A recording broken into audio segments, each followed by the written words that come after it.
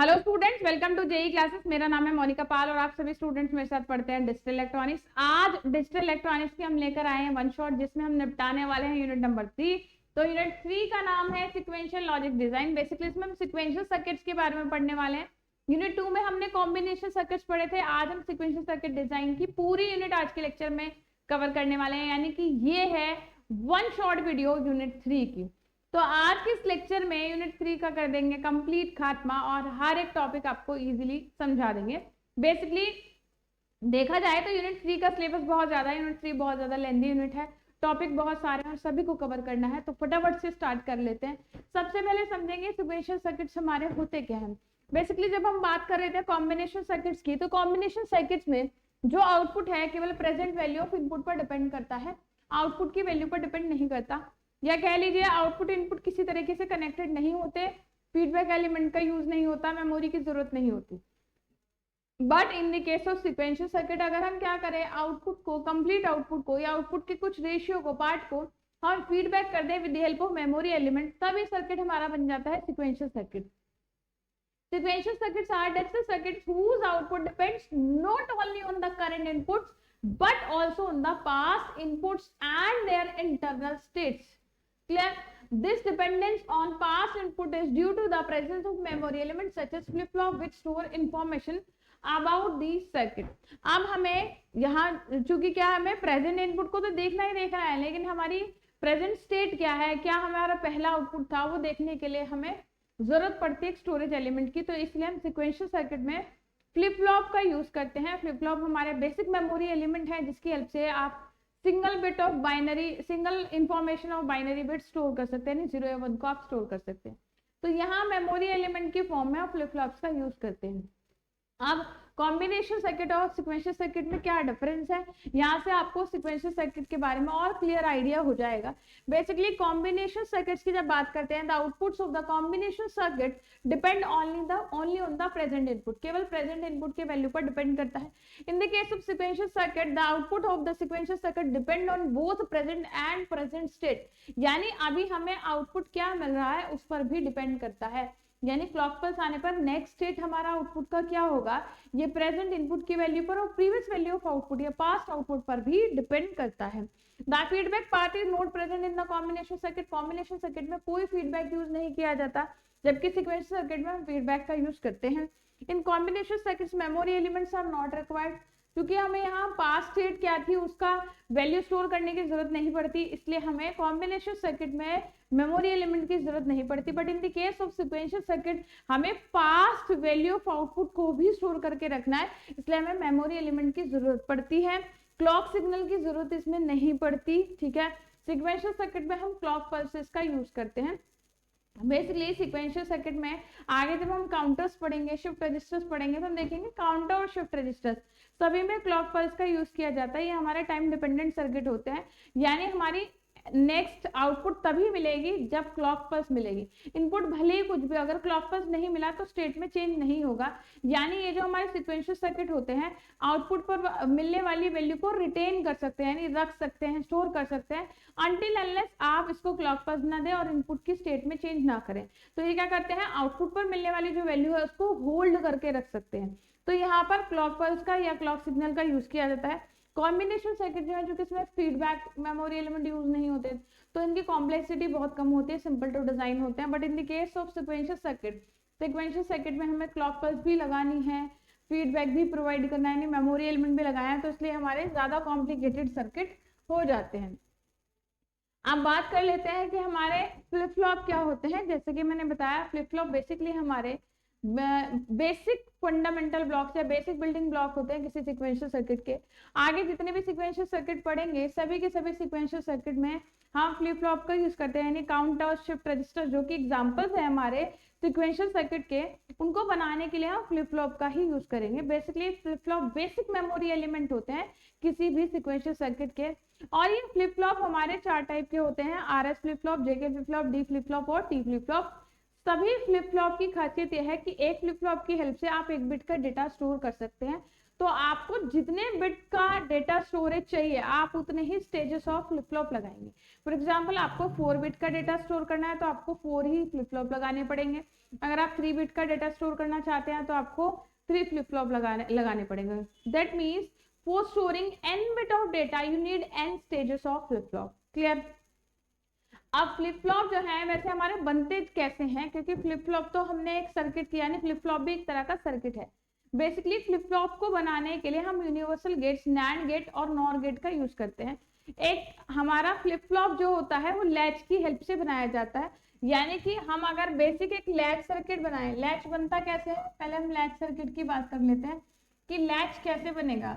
Latch में हम क्या करेंगे, दो नैंड गेट का अगर हम बनाएं, दो नैंड गेट को इस तरीके से कनेक्ट करें कि हर एक की आउटपुट को एक दूसरे की इनपुट में फीड कर दिया जाए, यानी इसकी आउटपुट ये 1 ये 2, नाम दे दें अगर इनको NAND gate 1 NAND gate 2।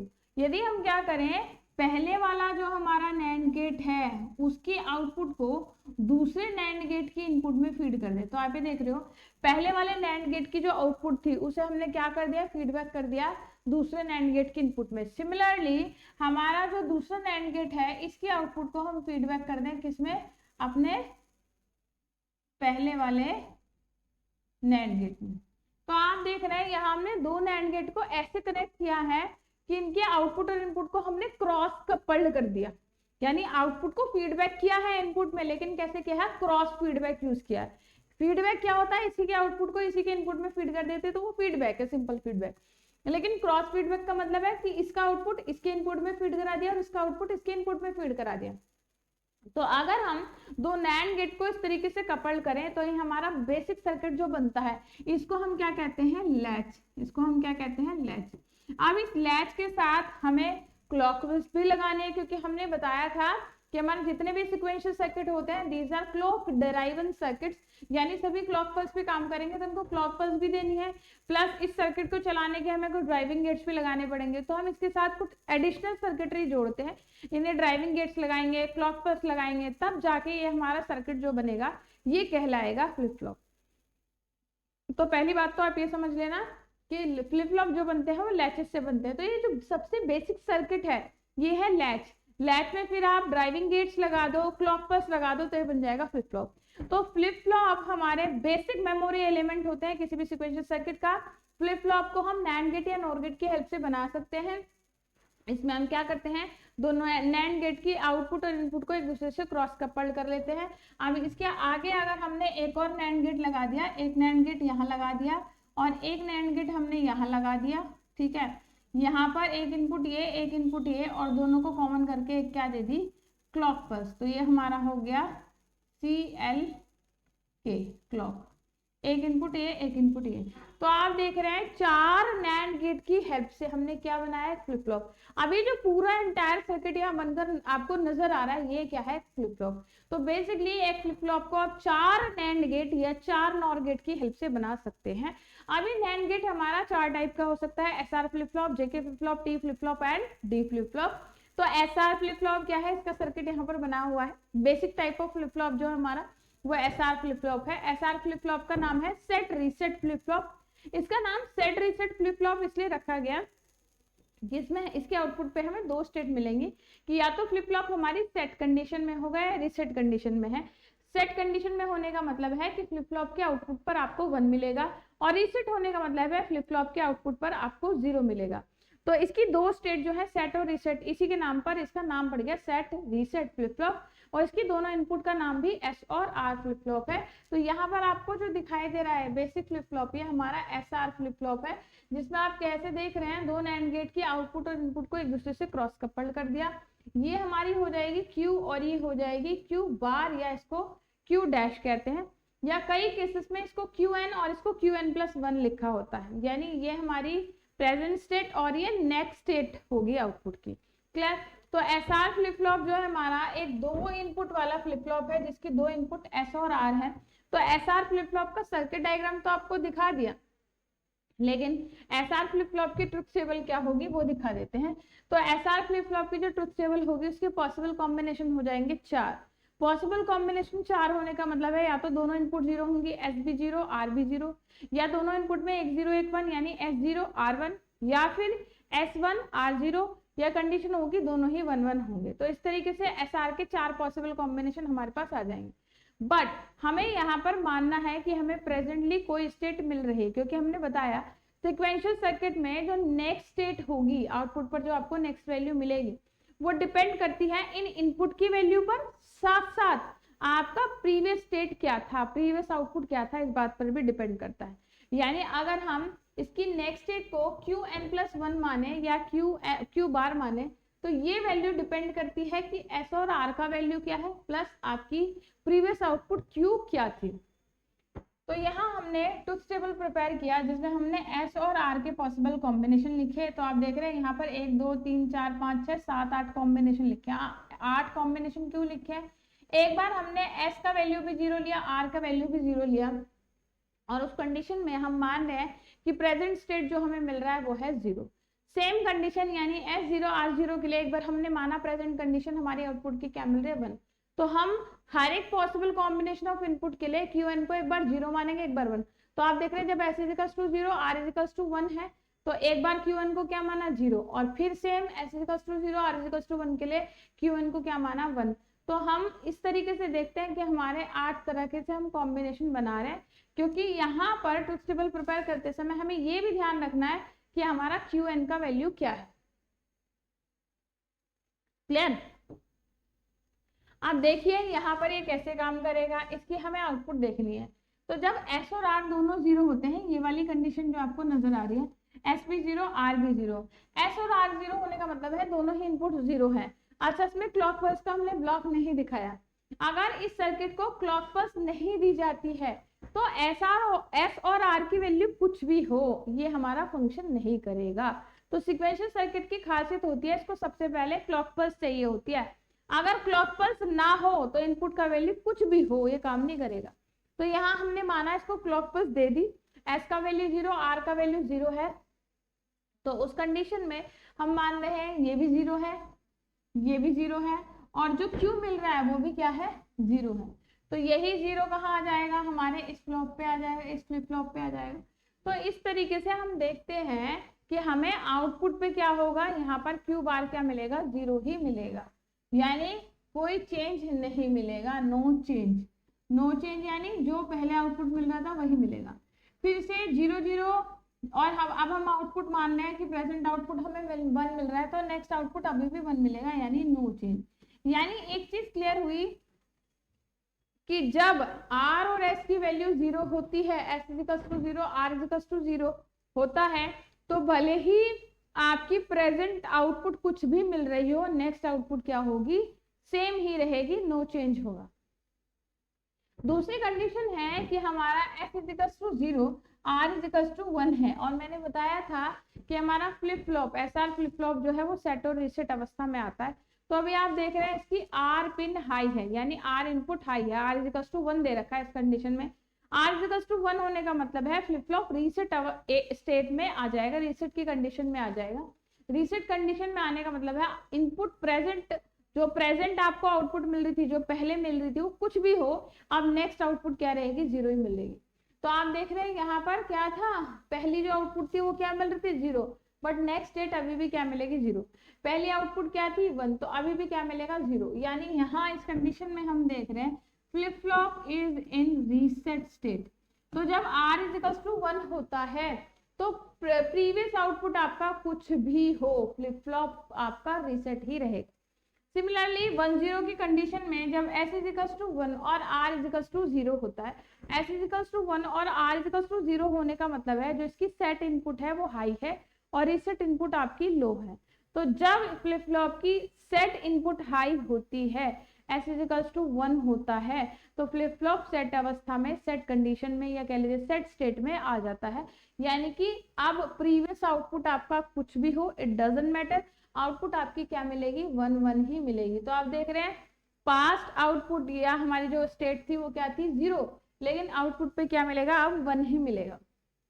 Past output 1 थी लेकिन नेक्स्ट स्टेट क्या मिलेगी 1 ही मिलेगी। यानी इस कंडीशन में हम कहेंगे कि फ्लिप फ्लॉप आपका सेट कंडीशन में आ गया। नेक्स्ट है 1 1 1 1, यानी कि जब आपका S इज टू 1 और R इज टू 1 हो, दोनों ही इनपुट एक साथ 1 हो जाए, तो ऐसे में हमारा आउटपुट जो है कोई वैलिड आउटपुट जनरेट नहीं होता, यानी फ्लिप फ्लॉप, इसको हम कहते हैं फोरबिडन स्टेट। तो यहाँ पर नॉट वैलिड कंडीशन है, इनवैलिड कंडीशन, यानी इनवैलिड आउटपुट आपको मिलती है। इनवैलिड कंडीशन, इसको race around condition, forbidden condition, बहुत सारे नाम से जाना जाता है, रेस अराउंड, फोरबिडन।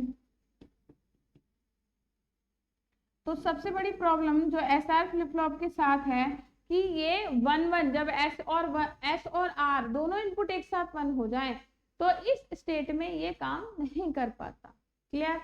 तो ये हो गया हमारा क्या, SR फ्लिप फ्लॉप। अब बाकी जो फ्लिप फ्लॉप है वो इस बेसिक फ्लिप फ्लॉप का ही मॉडिफाइड वर्जन है। जैसे यहाँ पर JK फ्लिप फ्लॉप दिया है, बेसिकली JK फ्लिप फ्लॉप कैसे बनेगा, अगर हम SR फ्लिप फ्लॉप की जो आउटपुट है Q और Q बार, इनको फिर से हम क्या कर दें, फीडबैक कर दे, और कैसा कर दे, क्रॉस फीडबैक। जैसे यहाँ पर बना के दिखा रही हूँ मैं, एक छोटा सा ब्लॉक डायग्राम, आपको छोटा सा ब्लॉक डायग्राम बना के दिखा देते हैं कि ये हमारा क्या है, SR फ्लिप फ्लॉप। ये बना दिया S, ये R, ये Q, ये Q बार। तो ये इनपुट था, ये इनपुट था, ये आउटपुट, ये आउटपुट। तो इसमें क्या किया है, इस वाले आउटपुट को उठा के फीडबैक कर दिया किसमें, इसमें, और इस वाले आउटपुट को उठा के फीडबैक कर दिया इसमें, और अब ये बन गया JK, और ये वैसे ही Q बार। तो इसमें फीडबैक प्रोसेस को फिर से रिपीट कर दिया, यानी फिर से फ्लिप फ्लॉप की जो दोनों आउटपुट हैं इनको हमने क्या कर दिया, क्रॉस फीडबैक इनका कर दिया। तो यहाँ इसी सर्किट को अगर आप ध्यान से देखेंगे, ये वही फ्लिप फ्लॉप है जो हमने बेसिक RS फ्लिप फ्लॉप में बनाया था।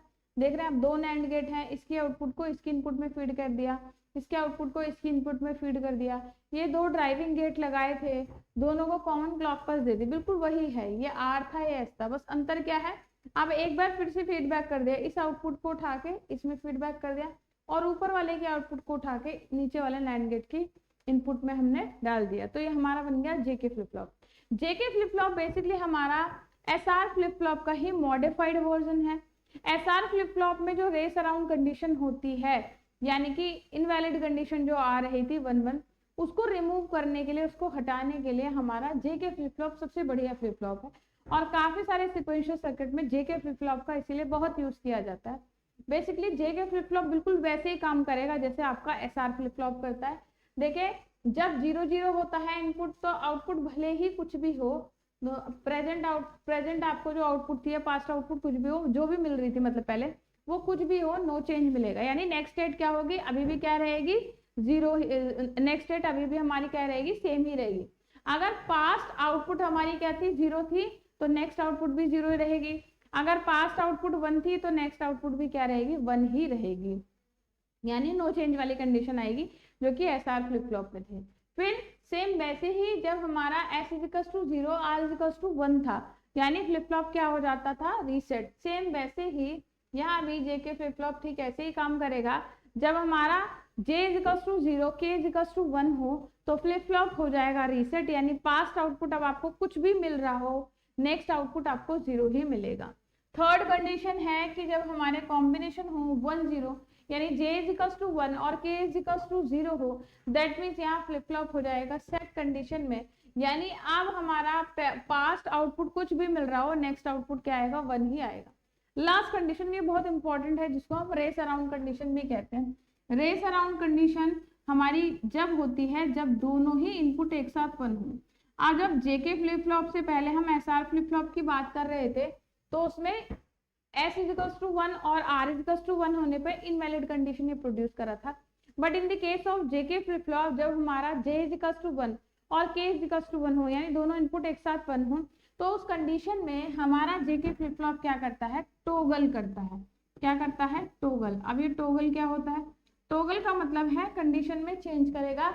अगर प्रीवियस आउटपुट हमारी 0 मिल रही थी, तो नेक्स्ट आउटपुट हो जाएगी 1, और अगर प्रीवियस आउटपुट आपकी 1 मिल रही थी, तो क्या हो जाएगी, 0। यानी 0 था तो नेक्स्ट आउटपुट 1 हो जाएगी, 1 था तो क्या हो जाएगी, 0 हो जाएगी। तो टॉगलिंग एक्शन परफॉर्म करता है। तो रेस अराउंड कंडीशन बहुत इंपॉर्टेंट है जेके फ्लिप फ्लॉप की प्रॉपर्टी, कि जेके फ्लिप फ्लॉप में रेस अराउंड कंडीशन ये होती है कि जब दोनों इनपुट एक साथ बंद होता है तो उस समय हमारा जो ये फ्लिप फ्लॉप है ये क्या करता है, टॉगलिंग एक्शन परफॉर्म करता है, यानी आउटपुट को क्या कर देता है, टॉगल कर देता है। अगर फास्ट आउटपुट 0 मिल रही थी 1 कर देगा, 1 मिल रही थी तो 0 कर देगा। क्लियर। तो जेके फ्लिप फ्लॉप का ब्लॉक डायग्राम, जेके फ्लिप फ्लॉप का सर्किट डायग्राम और उसकी ट्रुथ टेबल यहाँ पर दिखाई गई है। उसके बाद ये हमारी रेस अराउंड कंडीशन जो मैं आपको बता रही थी, यानी आउटपुट चेंज होती रहेगी, 0 है तो 1 होती रहेगी, 1 है तो 0 होती रहेगी, ये टॉगल करता रहेगा। नेक्स्ट है हमारा D flip flop. D flip flop भी एसआर फ्लिप फ्लॉप का ही मॉडिफाइड वर्जन है।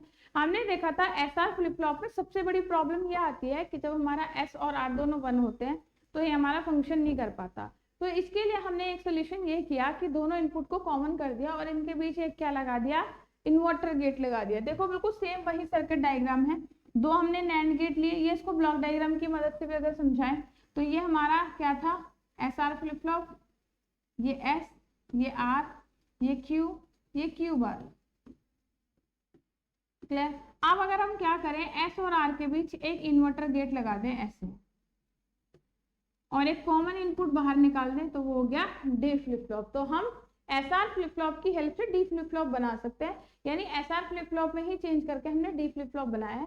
डी फ्लिप फ्लॉप का पूरा नाम है डेटा फ्लिप फ्लॉप। लास्ट वाला जो फ्लिप फ्लॉप था हमारा जेके फ्लिप फ्लॉप, जैसे कि मैंने बताया एसआर फ्लिप फ्लॉप का ही मॉडिफाइड वर्जन है और इसमें रेस अराउंड कंडीशन को रिमूव करने के लिए जेके फ्लिप फ्लॉप सबसे better version of flip flop होता है। जेके फ्लिप फ्लॉप का जो नाम है ये इसके इन्वेंटर जैक किल्बी के नाम पे पड़ा है, तो शॉर्ट में इसको जेके फ्लिप फ्लॉप इसका नाम रखा गया। डी फ्लिप फ्लॉप का पूरा नाम डेटा फ्लिप फ्लॉप है। इसका नाम डेटा फ्लिप फ्लॉप इसलिए है क्योंकि इसके इनपुट पर जो आप वैल्यू देंगे वही आपको आउटपुट पर मिल जाएगा, यानी जो इनपुट होगी वही आपको आउटपुट पर मिल जाएगा। इसका ट्रुथ टेबल देख लेते हैं। अब हमारे जो डेटा की कंडीशन है डी इज इक्वल टू 0 होगा या 1, तो डी इज इक्वल टू 0 या 1, डी इज इक्वल टू 0 या 1। यहाँ हमने माना एक बार जो हमारी प्रीवियस आउटपुट मिल रही थी वो क्या है 0 0, एक बार क्या माना हमने 1 1। अब हम मान रहे हैं प्रीवियस आउटपुट आपकी 0 थी और डेटा आपका 0, आउटपुट क्या मिलेगी 0 ही मिलेगी। प्रीवियस आउटपुट आपकी 0 थी, डेटा आपका 1, तो आउटपुट पे 1 ही मिलेगा। यानी यहाँ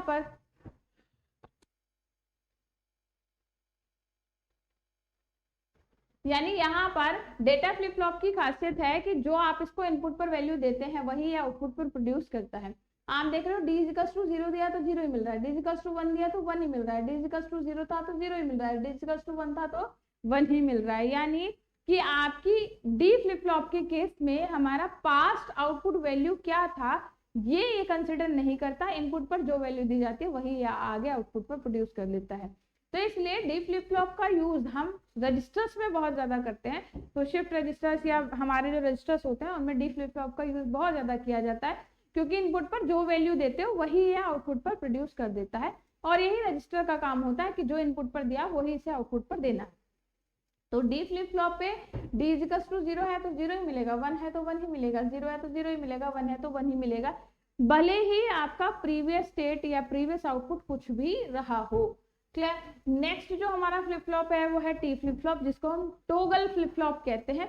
टॉगल फ्लिप फ्लॉप जो है हमारा वो भी एक तरह से सिंप्लीफाइड या मॉडिफाइड वर्जन है। टी फ्लिप फ्लॉप जो बना है वो हमारे जेके फ्लिप फ्लॉप की हेल्प से बना है। अगर हम जेके फ्लिप फ्लॉप में दोनों ही इनपुट को कॉमन कर दें, यानी कि हमारी जो इनपुट मिल रही थी इसको हम ब्लॉक डायग्राम से अगर रिप्रेजेंट करें, ये हमने बनाया जेके फ्लिप फ्लॉप, ये इसकी इनपुट जे, इसकी इनपुट के, ये क्यू, ये क्यू बार।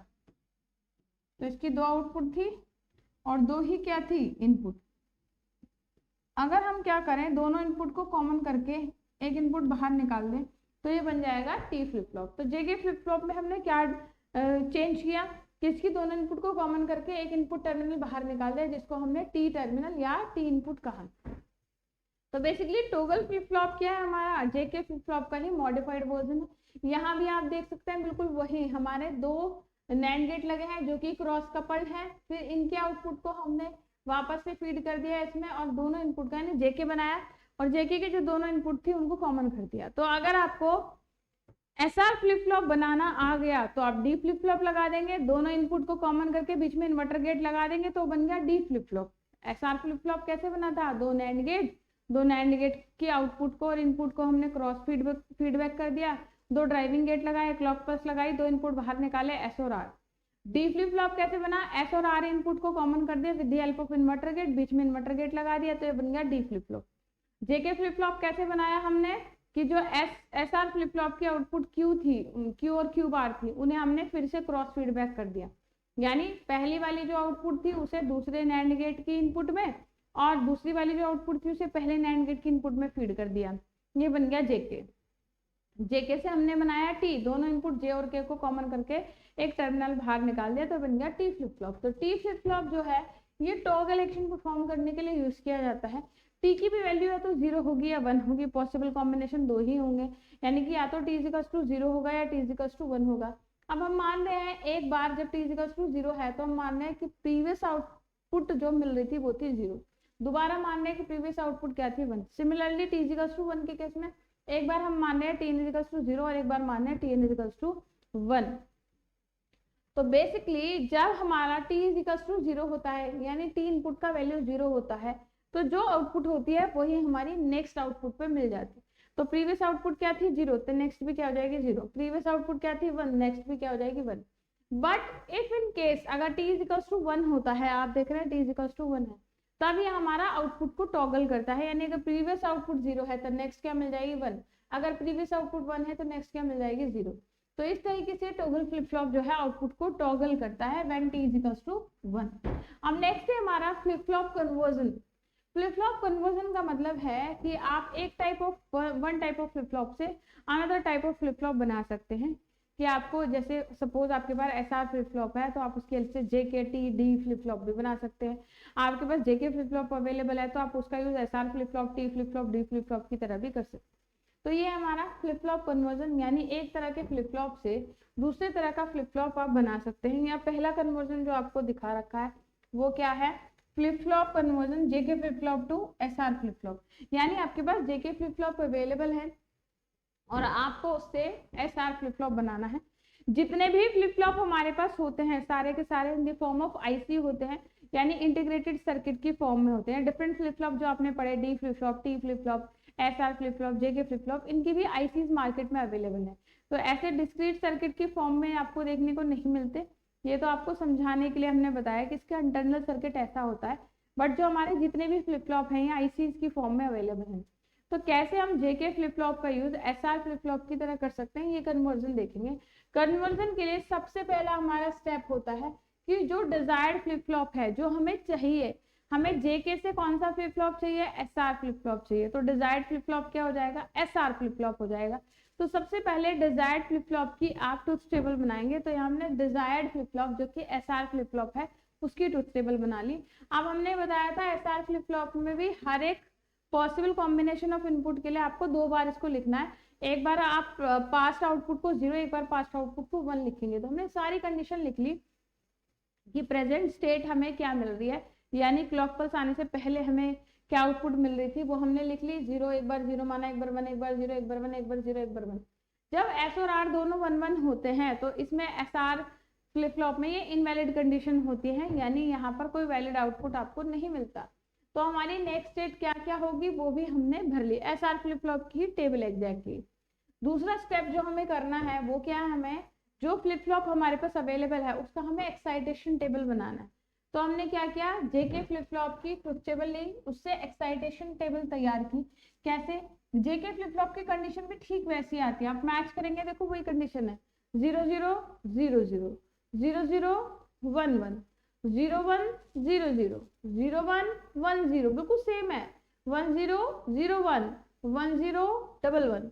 बस ये वाली कंडीशन जो है ये हमारे एसआर फ्लिप फ्लॉप में इनवैलिड होती है और इस कंडीशन में जेके फ्लिप फ्लॉप आउटपुट को क्या करता है, toggle when both the inputs are 1। जब हमारी दोनों इनपुट 1 होती है तो एसआर फ्लिप फ्लॉप में इनवैलिड कंडीशन और जेके में क्या होती है, हमारी टॉगल करता है आउटपुट को। तो हमने इसकी ट्रुथ टेबल ली और इसकी एक्साइटेशन टेबल तैयार की। एक्साइटेशन टेबल कैसे तैयार करेंगे, हम देख रहे हैं कि जब दोनों ही हमारी ये कंडीशन थी, क्या हमारा Q और Qn+ दोनों 0 थे, यानी नो चेंज था, ये वाली और ये वाली। तो ये रही 0 से 0 पे गया, 0 से 0 पे गया, और कोई कंडीशन आ रही है नहीं। जब हमारा पास्ट आउटपुट और जो नेक्स्ट स्टेट ऑफ आउटपुट है दोनों ही 0 0 है। तो हम देख रहे हैं जे का वैल्यू तो 0 ही था, के 0 भी हो सकता है 1, तो हमने जे को भरा 0 और के को क्रॉस मार्क किया। सेम हम देखेंगे जब हमारा आउटपुट क्या हो 0 1, तो 0 1 कहाँ है, एक तो रहा ये और एक रहा ये। तो 0 1 में हम देख रहे हैं कि हमारा जे का वैल्यू तो हमेशा 1 है और के को क्या भरेंगे क्रॉस, जे का 1 और के का क्रॉस। तीसरी कंडीशन है 1 0, आउटपुट 1 0 कब है, एक तो ये रहा और एक हमारा ये रहा।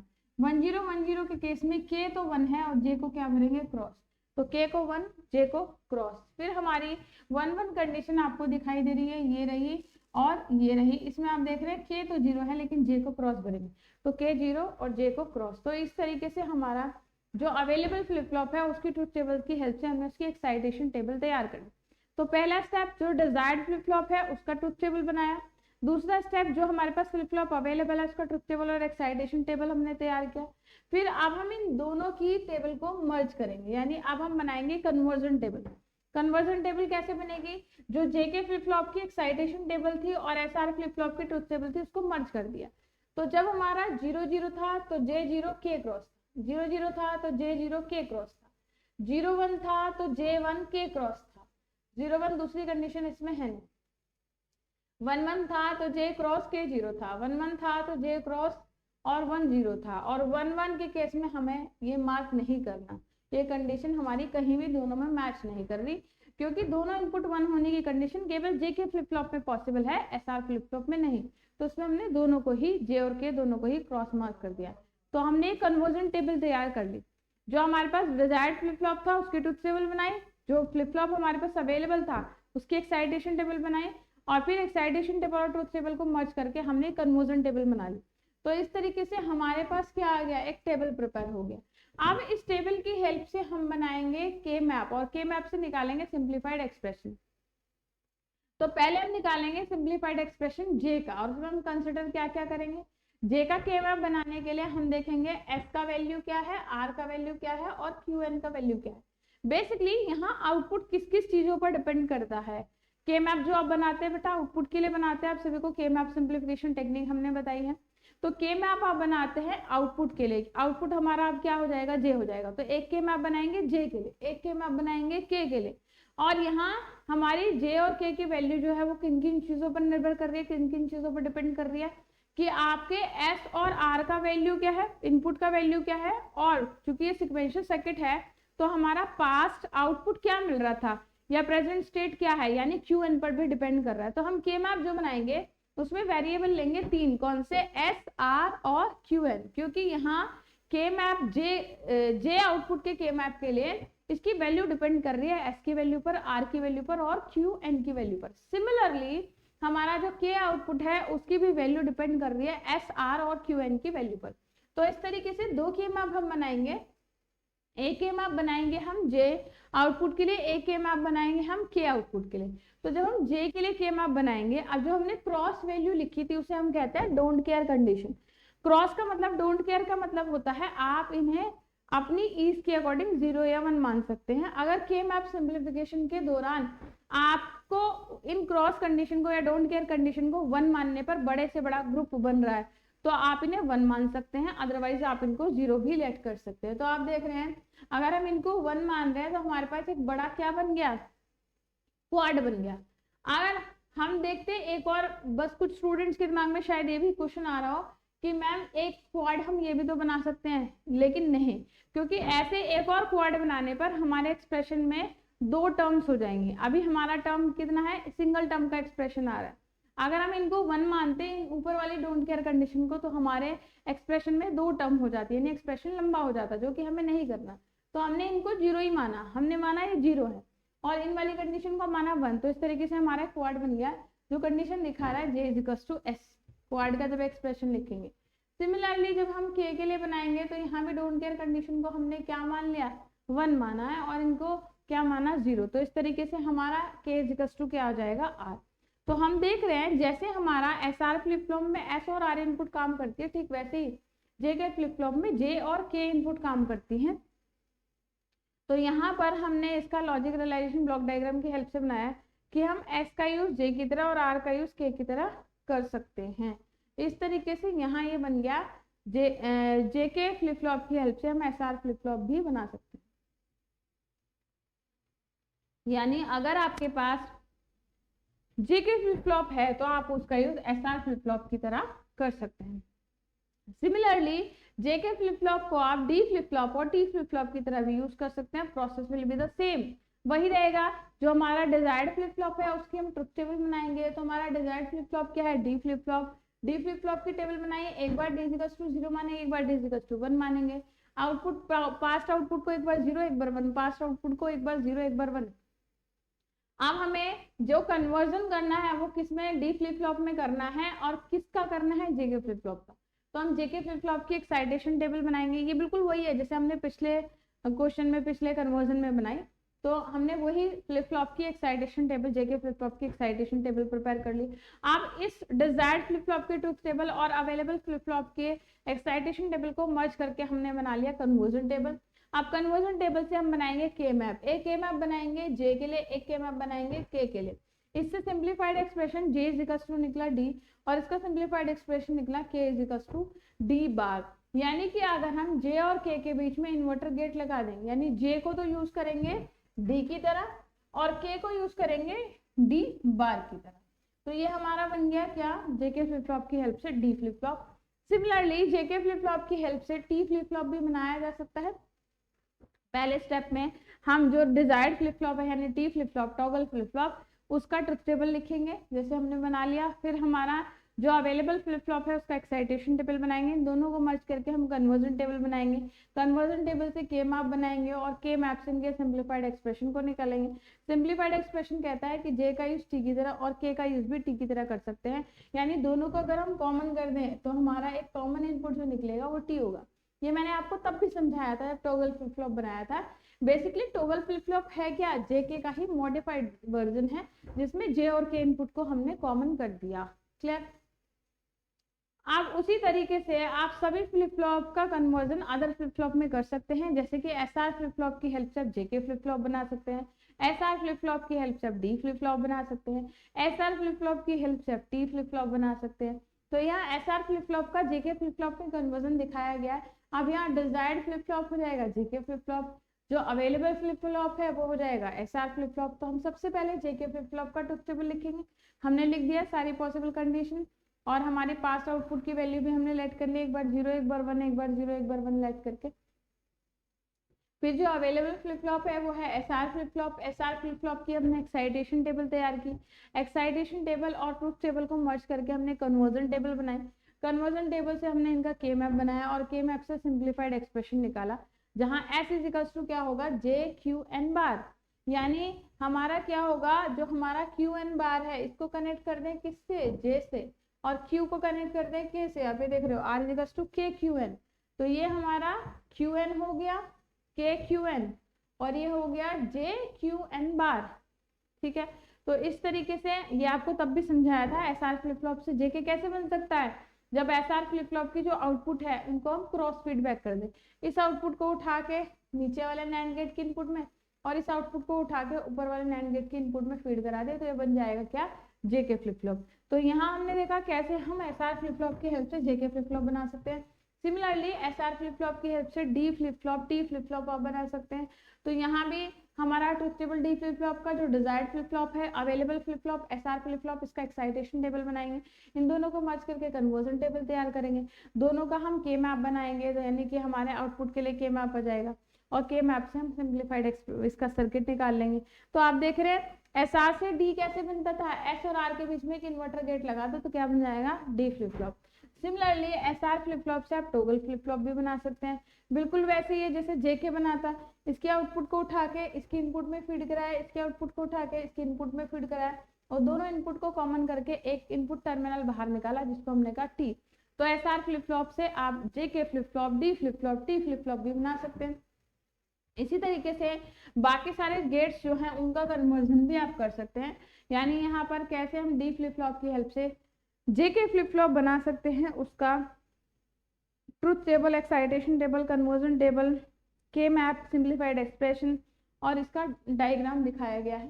सिमिलरली कैसे हम डी फ्लिप फ्लॉप की हेल्प से एसआर फ्लिप फ्लॉप बना सकते हैं, डी फ्लिप फ्लॉप की हेल्प से टी फ्लिप फ्लॉप बना सकते हैं, और ऐसे ही टी फ्लिप फ्लॉप की हेल्प से जे के, टी फ्लिप फ्लॉप की हेल्प से एस आर, और टी फ्लिप फ्लॉप की हेल्प से डी फ्लिप फ्लॉप बना सकते हैं। तो ये था हमारा क्या, कन्वर्जन, कि कैसे हम one type of flip flop से another type of flip flop बना सकते हैं। तो कन्वर्जन सभी फ्लिप फ्लॉप का पॉसिबल है। अप्रोच सभी की सेम ही रहेगी कि आपको सबसे पहले डिजायर्ड फ्लिप फ्लॉप का ट्रुथ टेबल बनाना है, अवेलेबल फ्लिप फ्लॉप जो इसका एक्साइटेशन टेबल बनाना है, एक्साइटेशन टेबल और ट्रुथ टेबल को मर्ज करके आपको कन्वर्जन टेबल बनाना है, और कन्वर्जन टेबल से आप के मैप और उसका सिंप्लीफाइड एक्सप्रेशन निकालते हो, उसका लॉजिक सर्किट बना देते हैं। अब हमारे जो फ्लिप फ्लॉप है इनका बहुत सारे कामों के लिए किया जाता है। सबसे पहले फ्लिप फ्लॉप जो हमारे सीक्वेंशियल सर्किट्स के बेसिक बिल्डिंग ब्लॉक है, यानी shift registers, counters, frequency dividers, registers, data transfer, latches में, मेमोरी में, इन सभी में फ्लिप फ्लॉप का यूज बहुत ज़्यादा किया जाता है। तो फ्लिप फ्लॉप के एप्लीकेशन जो है बहुत ज़्यादा है, और फ्लिप फ्लॉप का सबसे इंपॉर्टेंट एप्लीकेशन जैसे कि मैंने बताया सीक्वेंशियल सर्किट में, यानी shift registers, counters, registers, data shifting, इन सब में इनका यूज किया जाता है। साथ ही साथ मेमोरी के फॉर्म में, यानी जब आपको डेटा को, इंफॉर्मेशन को स्टोर करना हो तो अब आप ग्रुप ऑफ फ्लिप फ्लॉप का यूज करते हैं। अब हमारे सीक्वेंशियल सर्किट में ही एक इंपॉर्टेंट टॉपिक जो शुरू हो जाता है वो है काउंटर। बेसिकली काउंटर क्या है पहले ये समझ लीजिए। डिजिटल इलेक्ट्रॉनिक्स में हमारा काउंटर एक ऐसा सीक्वेंशियल सर्किट है जो आउटपुट पर मिलने वाली क्लॉक पल्सेस या इवेंट्स को या ऑब्जेक्ट्स को क्या कर सकता है, काउंट कर सकता है। यानी काउंटर एक ऐसा सीक्वेंशियल सर्किट है जिसकी अगर आप उसको कोई इनपुट प्रोवाइड करोगे तो ये क्या करेगा, कुछ आउटपुट स्टेट जनरेट करेगा। अब जब तक आप इसको दूसरी क्लॉक पल्स नहीं देंगे तब तक इसके आउटपुट में चेंज नहीं होगा। यानी काउंटर क्या करता है, काउंटर भी वैल्यू को रिटेन कर सकता है, होल्ड कर सकता है, अनटिल अनलेस आप इसको क्लॉक पल्स देकर इसके आउटपुट स्टेट में चेंज ना करें। तो काउंटर जो है हमारा दो तरह का हो सकता है, सिंक्रोनस, असिंक्रोनस। अब ये तो समझ में आ गया काउंटर है क्या। तो डिजिटल इलेक्ट्रॉनिक्स में काउंटर का यूटिलाइजेशन बहुत ज्यादा है। हम वैरायटी ऑफ एप्लीकेशंस में बहुत सारे कामों में क्लॉक पल्सेस को, इवेंट्स को, ऑब्जेक्ट को काउंटिंग के लिए हमें उन काउंटर्स की जरूरत पड़ती है।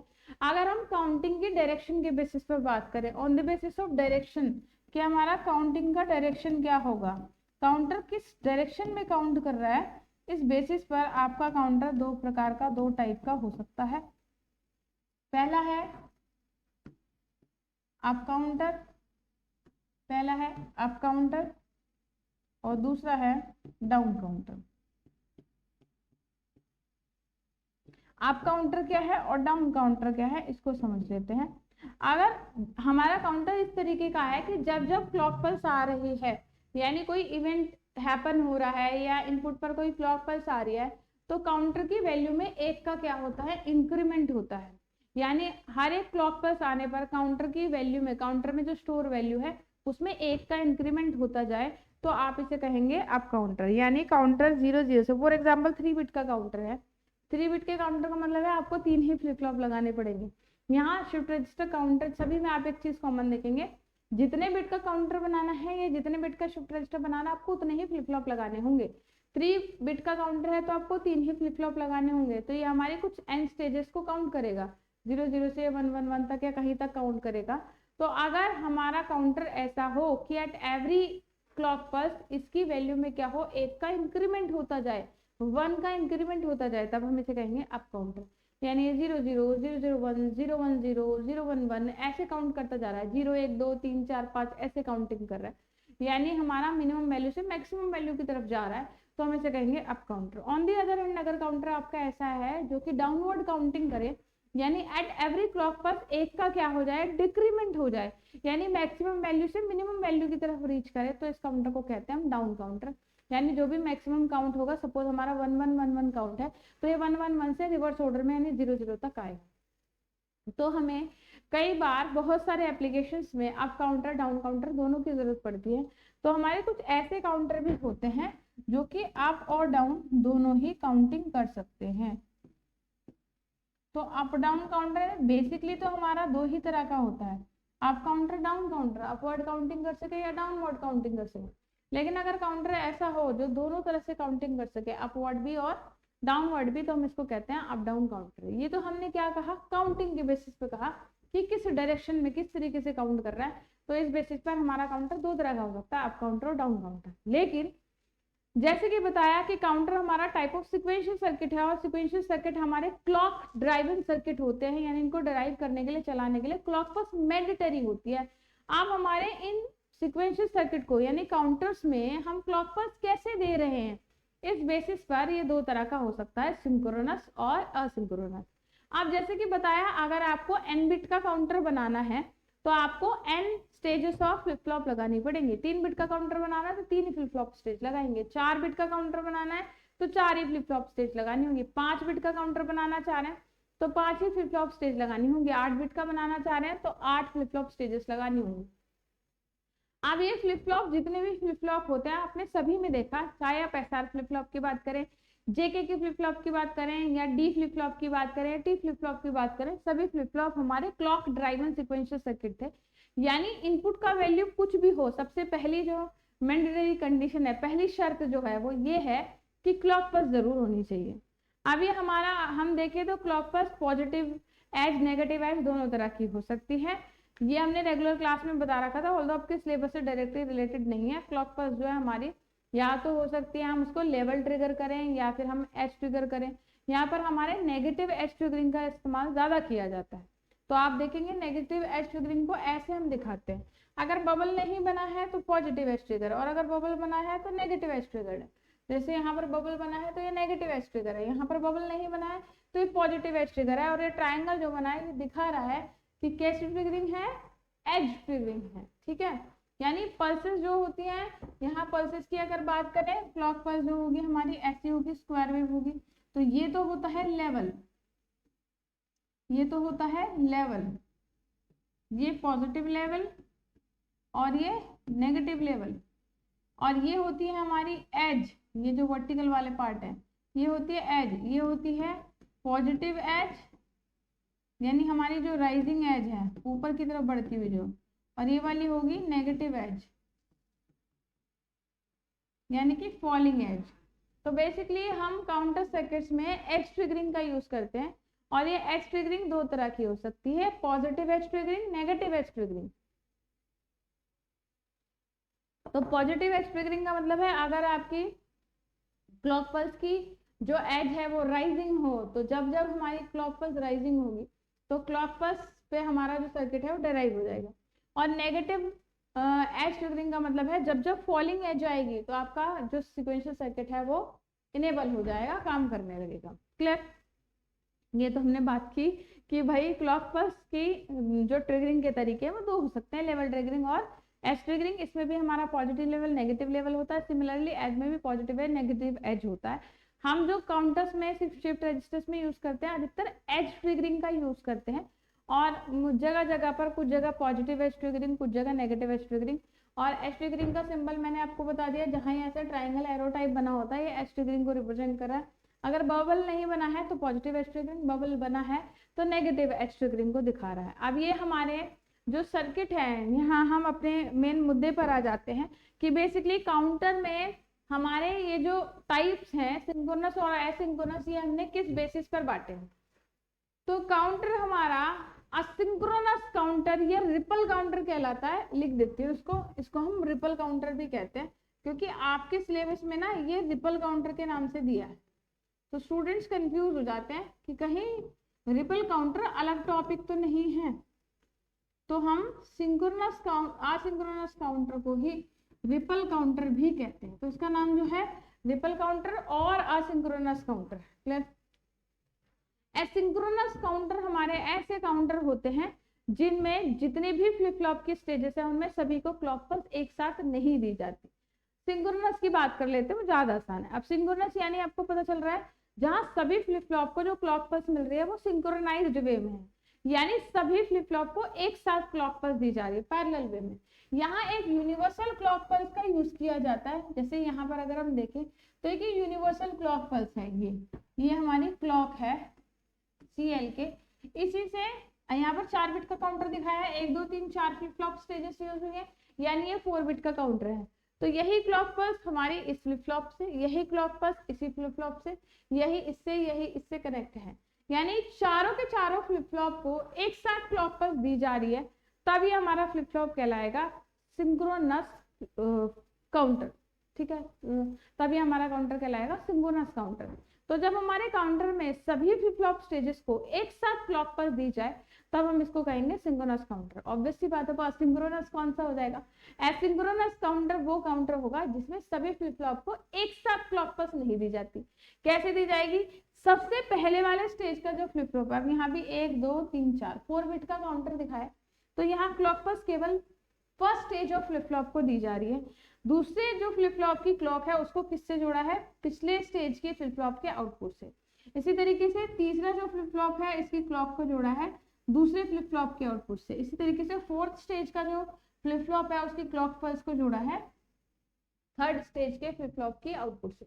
तो यहाँ देख रहे हैं ये जो क्लॉक पल्स दिया है वो केवल फर्स्ट स्टेज के फ्लिप फ्लॉप को मिली है, बाकी सारे फ्लिप फ्लॉप की जो क्लॉक पल्स है उनको प्रीवियस स्टेज के फ्लिप फ्लॉप के आउटपुट से जोड़ा गया है।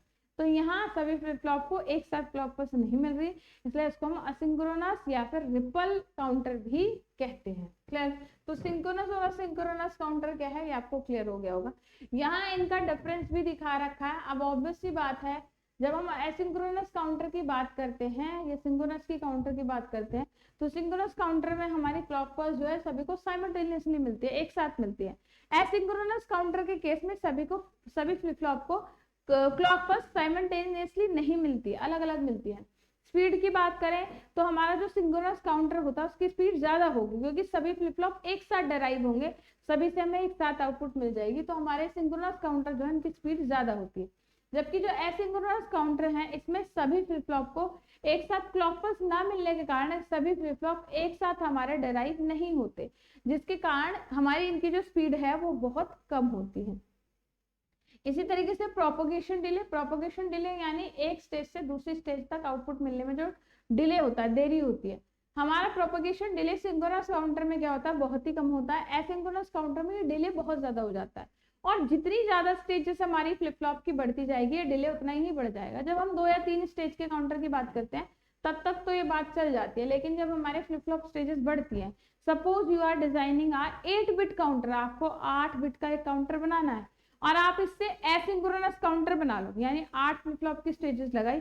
अब जब पहला वाला फ्लिप फ्लॉप ड्राइव होगा क्लॉक से, वो काम करेगा तब वो आउटपुट देगा, फिर वो दूसरे वाले को क्लॉक देगा, फिर दूसरा वाला ड्राइव होगा वो काम करेगा, वो तीसरे वाले को क्लॉक देगा। तो इस तरीके से जितनी नंबर ऑफ स्टेजेस हमारी बढ़ जाती है फ्लिप फ्लॉप की, डिले भी हमारा उतना ही ज्यादा बढ़ जाता है। तो हमारे एसिंक्रोनस काउंटर के केस में डिले हमारा बढ़ जाता है as the number of stages of flip flop increases. जैसे जैसे आपका फ्लिप फ्लॉप स्टेजेस बढ़ती है वैसे वैसे डिले उतना ही ज्यादा बढ़ता चला जाता है। आप कॉम्प्लेक्सिटी की बात करें, हमारे जो सिंक्रोनस सर्किट है इनकी कॉम्प्लेक्सिटी ज्यादा होती है, क्योंकि इसमें हमें एक्स्ट्रा एडिशनल सर्किटरी भी लगानी पड़ती है। जबकि एसिंक्रोनस काउंटर जो है बहुत सिंपल सा सर्किट है, इसमें एडिशनल गेट्स की सर्किटरी की जरूरत नहीं पड़ती, जिसके कारण बहुत सिंपल होते हैं, ज्यादा कॉम्प्लेक्स नहीं होते। ठीक है, पावर कंजप्शन की बात करें, ऑब्वियसली भाई जब किसी सर्किट में ज्यादा कंपोनेंट्स लगे होंगे, ज्यादा लॉजिक गेट लगेंगे, ज्यादा उसमें एलिमेंट्स लगे होंगे, तो उसका पावर कंजप्शन भी क्या हो जाएगा? ज्यादा हो जाएगा। तो हमारे सिंक्रोनस काउंटर का पावर कंजप्शन ज्यादा होता है, क्योंकि इसमें ज्यादा सर्किटरी, ज्यादा एलिमेंट्स लगे।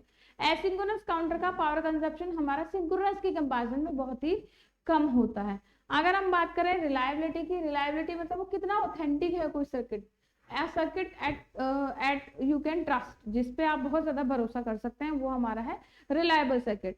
तो हमारे जो सिंक्रोनस टाइप ऑफ काउंटर होते हैं वो ज्यादा रिलायबल होते हैं, क्योंकि एक साथ ही फ्लिप फ्लॉप हमारे काम करेंगे और झट से आउटपुट दे देंगे। But in the case of asynchronous counter, इसमें हमारा अगर एक फ्लिप फ्लॉप स्टेज में गड़बड़ हो जाती है तो ज्यादा एरर प्रोड्यूस होने की पॉसिबिलिटी बढ़ जाती है, यानी एरर प्रोन सर्किट्स हमारे होते हैं।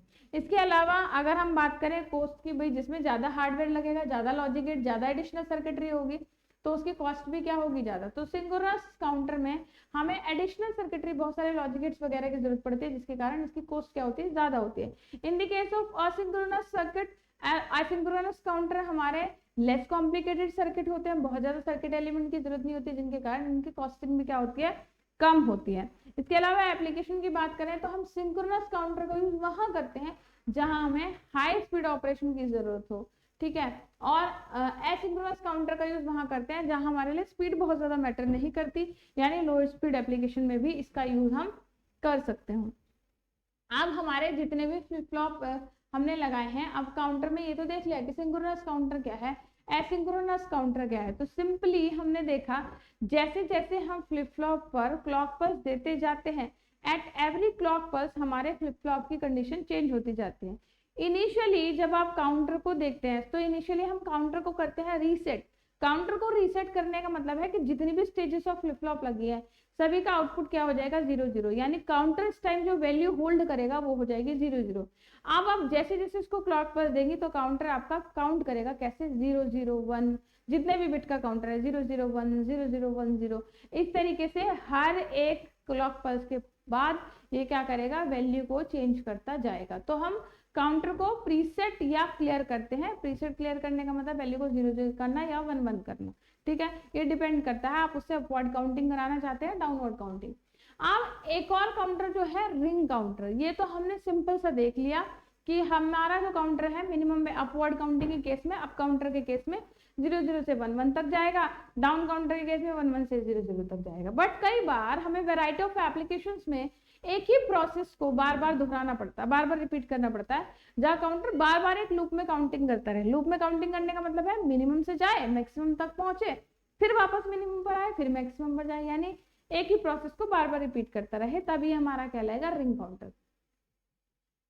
तो रिंग काउंटर का जो बिहेवियर होता है वो साइक्लिक बिहेवियर होता है। साइक्लिक बिहेवियर यानी एक ही साइकिल को बार बार रिपीट करता रहता है एक फिक्स नंबर ऑफ स्टेप के बाद, यानी जितने भी हमारे स्टेप्स होंगे, जो भी होंगे 0 0 से लेके 1 1 तक जितने भी स्टेप्स आएंगे उतने स्टेप्स तक ये काउंटिंग करेगा और वापस अपनी इनिशियल वैल्यू से शुरू करेगा, फिर फाइनल वैल्यू तक जाएगा, फिर इनिशियल वैल्यू, फिर फाइनल वैल्यू, इस तरीके से एक लूप में काउंटिंग करता रहता है। इसको हम साइक्लिक नेचर ऑफ काउंटर कहते हैं। और ऐसा काउंटर जिसमें साइक्लिक बिहेवियर होता है उसको हम रिंग काउंटर कहते हैं।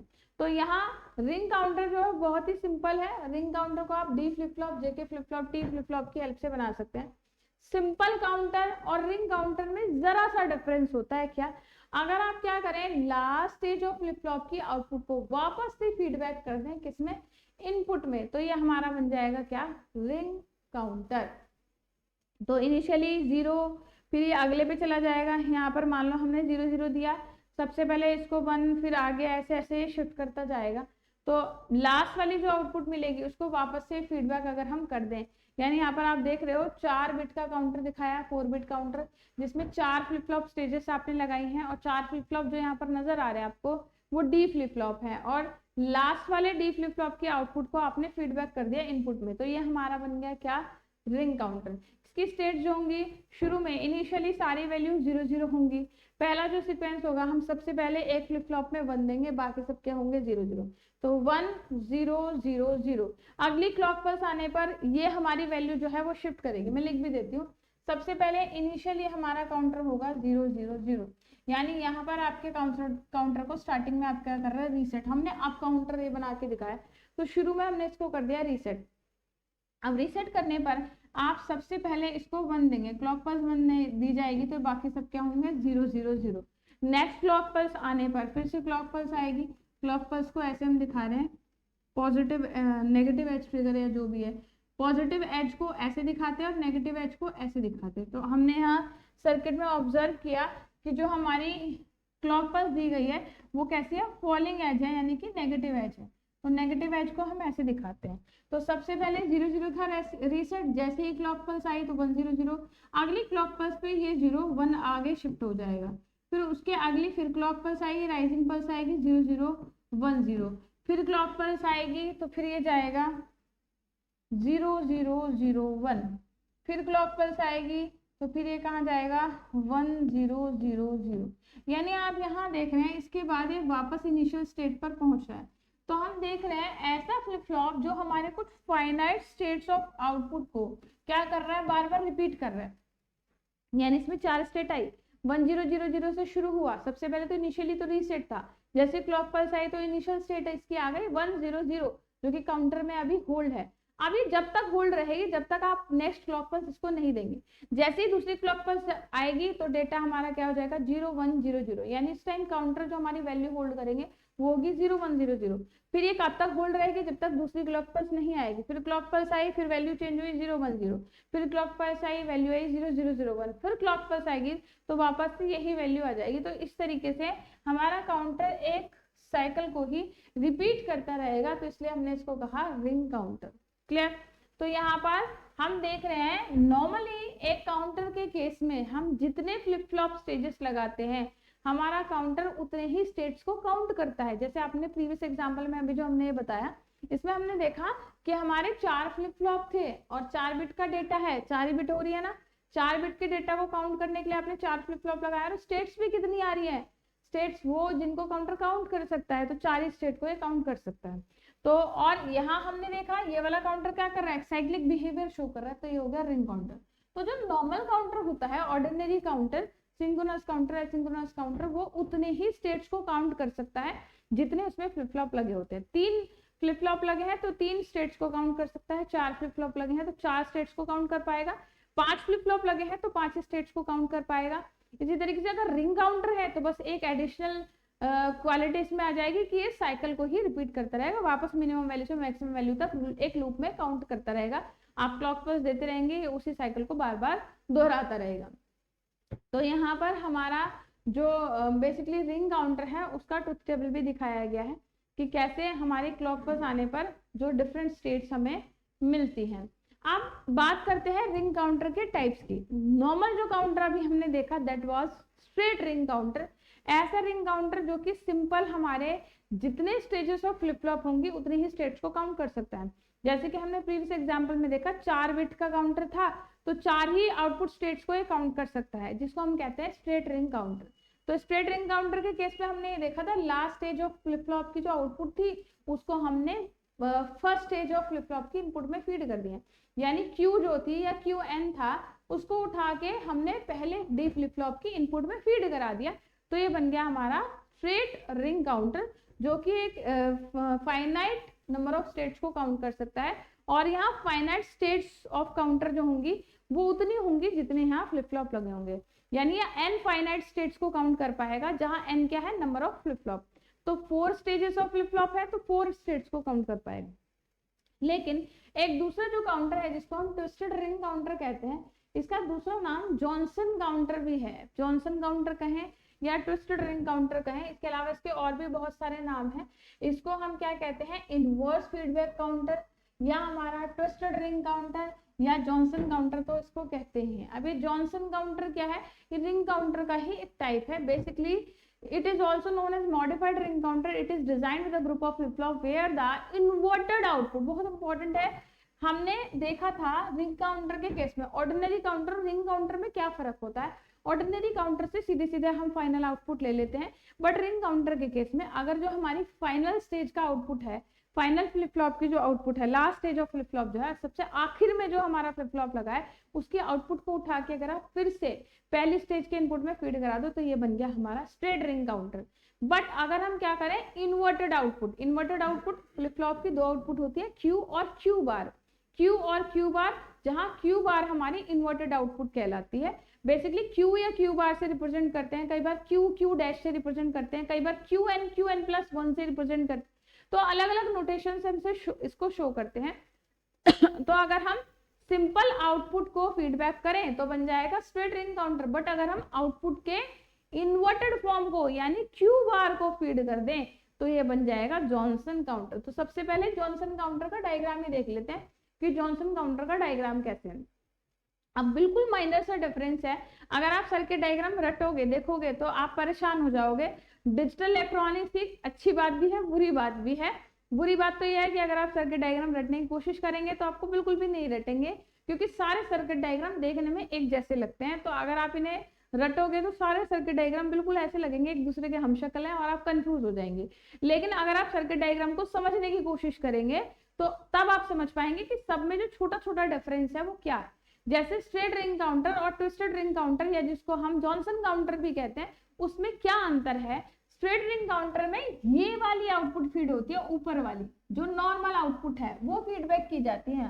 But in the case of Johnson counter है, जिसको ट्विस्टेड रिंग काउंटर कहते हैं या इन्वर्टेड फीडबैक काउंटर भी कहते हैं, इसका नाम ही अपने आप में ये बता रहा है। इन्वर्टेड फीडबैक का मतलब है जैसे कि हमने फ्लिप फ्लॉप में किया था इन्वर्टेड, या इसको मैंने कहा था रिवर्स फीडबैक कहा था, कह लीजिए कि क्रॉस फीडबैक, सॉरी, इसको हमने क्रॉस फीडबैक किया कहा था कि इस वाली आउटपुट को नहीं बल्कि इस वाली आउटपुट को फीड करें। आप क्यू को नहीं, क्यू बार को अगर आप फीड कर दें तो ये बन जाएगा जॉनसन काउंटर। तो जॉनसन काउंटर या ट्विस्टेड रिंग काउंटर हमारा ऐसा रिंग काउंटर है जिसमें हमारी इन्वर्टेड फॉर्म ऑफ आउटपुट को हम first stage of flip flop की इनपुट में फीड कर देते हैं। अब इससे हमें फायदा क्या होगा, बेसिकली ये फ्लिप फ्लॉप ऐसा फ्लिप फ्लॉप है जो हमारी ज्यादा स्टेजेस को काउंट कर सकता है। तो जॉनसन फ्लिप फ्लॉप की हेल्प से आप 2 की पावर n स्टेट्स को काउंट कर सकते हैं। इसको हम देख लेते हैं। The Johnson circuit diagram is the cascaded arrangement of n flip-flop in such design the output of the preceding flip-flop is feedback as input to the next flip-flop. For example, the inverted output of the last flip-flop Qn bar is feedback to the first flip-flop in the sequence bit pattern. तो वही जो बात मैंने समझाई है वो यहाँ पर इन्होंने और तरीके से समझा दी कि यहाँ पर आप देख रहे हैं कि जो हमारा पहले फ्लिप फ्लॉप की आउटपुट है वो दूसरे के लिए, ये थोड़ा सा इनकम्प्लीट है, इसको यहाँ पर बना लेना।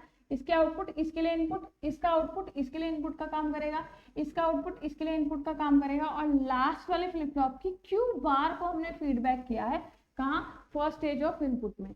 तो पहली बात तो इन्होंने ये कहा कि second stage of flip flop की जो इनपुट है वो फर्स्ट स्टेज की आउटपुट होगी, यानी फर्स्ट स्टेज के आउटपुट को हमने सेकंड स्टेज के इनपुट में फीड किया। सिमिलरली सेकंड स्टेज के आउटपुट को थर्ड स्टेज के इनपुट में, और थर्ड स्टेज के आउटपुट को हमने फोर्थ स्टेज के इनपुट में फीड किया है, और फोर्थ यानी last stage of flip flop की इन्वर्टेड आउटपुट को हमने फीडबैक किया है फर्स्ट स्टेज के फ्लिप फ्लॉप पे। तभी हमारा बन गया क्या, जॉनसन काउंटर या twisted ring counter. Clear? Consider the 4-bit Johnson counter. It contains 4D flip-flop which is called 4-bit Johnson counter. 4 bit का ही काउंटर दिखाया है, 4 फ्लिप फ्लॉप लगे हैं। It has preset and clear pins to initialize और start and reset the counter. Basically हर एक counter में हमारा प्रीसेट और क्या होता है, रीसेट या प्रीसेट और क्लियर होता है। क्लियर करने का मतलब है आप जो काउंटर में जो भी वैल्यू उसको आप क्या कर दें 0 0, और प्रीसेट का मतलब है काउंटर में जो भी वैल्यू उसको 1 1 कर दें। तो काउंटर को सेट और रीसेट करने के लिए हम प्रीसेट और क्लियर पिन का यूज करते हैं। ठीक है, clock pin is used to observe the changes in the output of flip flop. हम इसमें क्लॉक पल्स जनरेटर का यूज करेंगे। जब जब क्लॉक पल्स आएगी, जैसा भी आपने इसमें पॉजिटिव एज का यूज किया है, नेगेटिव एज का यूज करा है, लेवल जो भी ट्रिगरिंग आप इसमें यूज कर रहे हैं, तो जब जब पॉजिटिव एज है तो जब जब पॉजिटिव एज आएगी तो काउंटर की वैल्यू में चेंज होगा, या नेगेटिव एज ट्रिगर है तो जब जब नेगेटिव एज आएगी तो काउंटर की वैल्यू में चेंज होगा। तो हमने क्लॉक पल्स का भी यूज किया है, जिसकी हेल्प से जब जब हमारी क्लॉक पल्स आएगी तो काउंटर की वैल्यू में क्या होगा, चेंज होगा। जो हमारा जॉनसन काउंटर है ये हमारा यहाँ पर एक पॉइंट हम मिस कर गए। When compare to the ring counter it uses only half of the number of flip flop. हमने देखा था कि हम नॉर्मल काउंटर जो था या स्ट्रेट रिंग काउंटर जो था, जितने हमारे फ्लिप फ्लॉप स्टेजेस हैं उतनी ही आउटपुट स्टेट्स को ये काउंट कर सकता है। But in the case of Johnson counter जितनी हमारी फ्लिप फ्लॉप जितनी हमारी स्टेट्स हम नॉर्मल काउंटर के केस में यूज करे थे उसके लिए हमें आधे ही फ्लिप फ्लॉप की जरूरत होगी, यानी आप 4 स्टेट्स को काउंट करने के लिए 2 फ्लिप फ्लॉप से ही काम चला सकते हैं। तो इसलिए नॉर्मल रिंग काउंटर या स्ट्रेट रिंग काउंटर के कंपैरिजन में जो जॉनसन काउंटर है वो ज्यादा नंबर ऑफ स्टेट्स को काउंट कर सकता है with less number of flip flop, यानी उतने ही फ्लिप फ्लॉप स्टेजेस से ज्यादा आउटपुट स्टेट्स को आप काउंट कर सकते हैं। तो इसलिए ट्विस्टेड रिंग काउंटर या हमारे जॉनसन काउंटर का यूज बहुत ज्यादा किया जाता है। आप यहाँ देख रहे हैं कैसे काम करेगा। ये हमारी क्लॉक पल्स है, शुरू में क्लॉक पल्स 0 है, हमने इसको रीसेट किया तो काउंटर की सभी वैल्यू क्या होगी 0। पहली क्लॉक पल्स आने पर ये 1 और रेस्ट ऑफ जो हमारी आउटपुट है वो होंगी 0। दूसरी क्लॉक पल्स आने पर ये क्या करेगा, इस 1 को यहाँ शिफ्ट कर देगा, ये 0 यहाँ शिफ्ट हो गई, आप देख रहे हैं यहाँ पर शिफ्ट हो गई, ये 0 यहाँ शिफ्ट हो गई, और इसका क्यू बार यानी इसका इन्वर्टेड फॉर्म इसका क्या होगा, 0 है तो क्या हो जाएगा 1, 1 कहाँ जाएगा, यहाँ पर आ जाएगा। तो आप देख रहे हैं कैसे बिट हमारी शिफ्ट हो रही है। फिर उसके बाद नेक्स्ट क्लॉक पल्स आने पर ये 1 यहाँ शिफ्ट हो गया, ये 1 यहाँ शिफ्ट हो गया, ये 1 यहाँ शिफ्ट हो गया, और इसका इन्वर्जन यानी अब 0 हमारा फीड होगा तो यहाँ पर क्या आ जाएगा हमारा, सॉरी ये वाला 1, ये इसका इन्वर्जन होगा यानी फिर से 1 फीड होगा। तो इस तरीके से हम देखते हैं हर एक क्लॉक पल्स पर इसका पैटर्न चेंज होता है। पहले 100, इसको आप ऐसे भी समझ सकते हैं, पहले क्या था 100। अब क्या होगा, जो इसका इन्वर्जन वो आ जाएगा यहाँ पर और ये शिफ्ट हो जाएगा यहाँ पर, ये ऐसी रहेगी। इसका इन्वर्जन यहाँ आ जाएगा 1, ये शिफ्ट हो गया अगले पोजीशन पे, ये शिफ्ट हो गया अगले पोजीशन पे, हो गया 0। उसके बाद फिर इसका अगला इन्वर्जन यानी 1 शिफ्ट हो गया, ये यहाँ पर आ गया, ये 1 शिफ्ट हो गया यहाँ पर, ये 1 शिफ्ट हो गया यहाँ पर, ये 1 शिफ्ट हो गया यहाँ पर। अब फिर से क्लॉकवाइज आएगी तो इसका इन्वर्जन यानी 0 आ जाएगा यहाँ पर, ये 1 शिफ्ट हो जाएगा यहाँ पर, ये 1 शिफ्ट हो जाएगा यहाँ पर, ये 1 शिफ्ट हो जाएगा यहाँ पर। फिर से क्लॉकवाइज आएगी तो 1 का इन्वर्जन यानी 0 शिफ्ट हो जाएगा यहाँ पर, ये 0 अगली पोजीशन पे, ये 1 अगली पोजीशन पे, ये 1 अगली पोजीशन पे। फिर से क्लॉकवाइज आएगी तो इस 1 का इन्वर्जन यानी 0 आ जाएगा यहाँ पर, ये 0 अगली पोजीशन पे, ये 0 अगली पोजीशन पे, ये 1 अगली पोजीशन पे पहुंच गया। अब फिर से जब क्लॉकवाइज आएगी तो इस 1 का इन्वर्जन यानी 0 यहाँ पर आ गया, ये 0 अगली पोजीशन पे, ये 0 अगली पोजीशन पे, ये 0 अगली पोजीशन पे। तो इस तरीके से इस काउंटर ने 0-0 से शुरू किया और 0-0 पर ही पहुंच गया। तो आप देख रहे हैं ये काउंटर जो है हमारे 7 स्टेट्स को काउंट कर पा रहा है ना। तो ये हमारा जो काउंटर है नॉर्मल 0-0 से 0-0 बेसिकली 8 स्टेट्स ही होंगे 0 से 7 तक अगर हम जाए।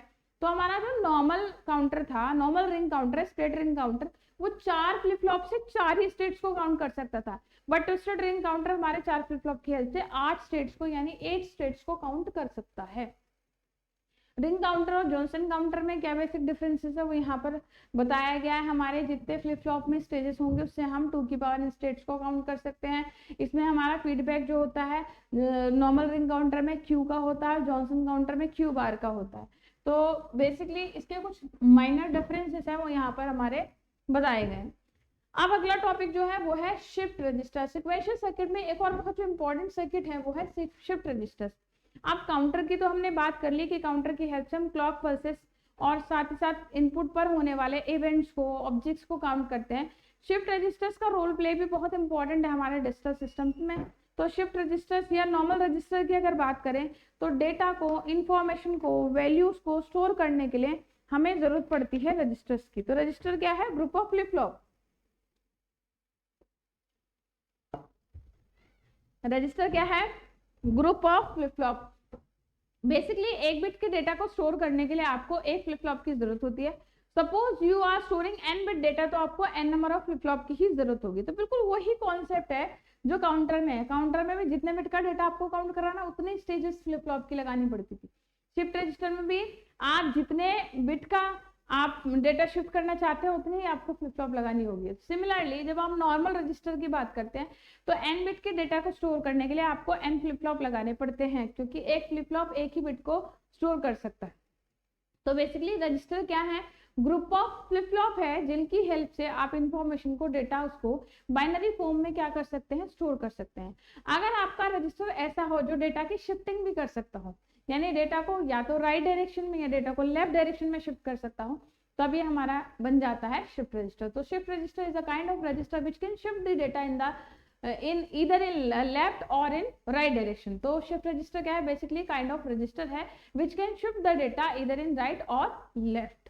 बेसिकली शिफ्ट रजिस्टर्स में भी हम बहुत सारे फ्लिप फ्लॉप का यूज करते हैं। To design n bit of shift register you need n number of flip flops. तो जितने बिट का आपको शिफ्ट रजिस्टर बनाना है उतने ही आपको फ्लिप फ्लॉप स्टेजेस की जरूरत पड़ेगी। शिफ्ट रजिस्टर जो है डेटा की शिफ्टिंग डायरेक्शन के बेसिस पे अगर देखें कि किस डायरेक्शन में डेटा को शिफ्ट कर रहा है, लेफ्ट में कर रहा है या राइट में कर रहा है, तो हमारे शिफ्ट रजिस्टर 2 तरह के हो सकते हैं, लेफ्ट शिफ्ट रजिस्टर और राइट शिफ्ट रजिस्टर। कुछ शिफ्ट रजिस्टर्स ऐसे भी होते हैं जो डेटा की शिफ्टिंग लेफ्ट और राइट दोनों में कर सकते हैं, जिनको हम बाई डायरेक्शनल शिफ्ट रजिस्टर्स कहते हैं। तो नॉर्मली हमारे जो शिफ्ट रजिस्टर्स हैं वो या तो लेफ्ट या राइट डायरेक्शन में डेटा को शिफ्ट कर सकते हैं।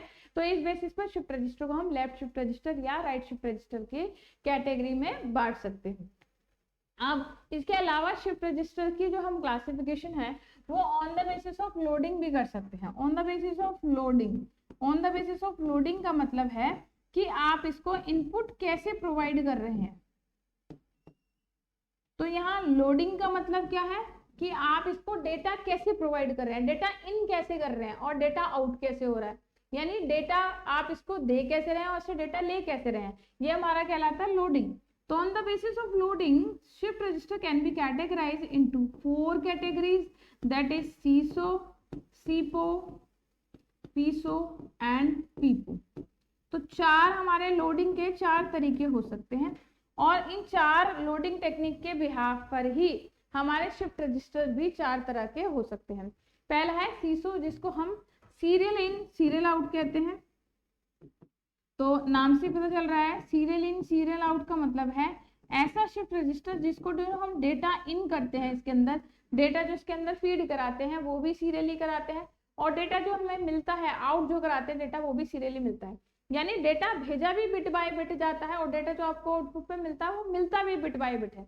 यानी डेटा सीरियली इन होगा और सीरियली आउट होगा, तब हम इसको कहेंगे SISO type of shift register. Next है सीपो, जिसको हम कहते हैं serial in parallel out. Serial in parallel out का मतलब है कि जितने भी आपके जो आपने फ्लिप फ्लॉप लगाए हैं उसमें आप डेटा जो इन करा रहे हैं वो सीरियली करा रहे हैं, यानी डेटा जो आप फीडबैक को प्रोवाइड फ्लिप फ्लॉप को प्रोवाइड कर रहे हैं वो बिट बाय बिट कर रहे हैं सीरियल पैटर्न में, बट आउटपुट जो ऑब्टेन कर रहे हैं वो पैरेलली कर रहे हैं। यानी जितने भी फ्लिप फ्लॉप आपने लगाए हैं 2 3 4 जितने भी स्टेजेस लगाए हैं उन सभी से फ्लिप फ्लॉप एक ही साथ मिल रहा है। यानी इनको इनपुट तो आप बिट बाय बिट प्रोवाइड कर रहे हैं, सीरियली डेटा इन कर रहे हैं, बट डेटा आउट जो कर रहे हैं वो पैरेलल फॉर्म में कर रहे हैं, सारे फ्लिप फ्लॉप से एक ही साथ आप आउटपुट ले रहे हैं। नेक्स्ट है पीसो, जिसको हम कहते हैं पैरेलल इन सीरियल आउट।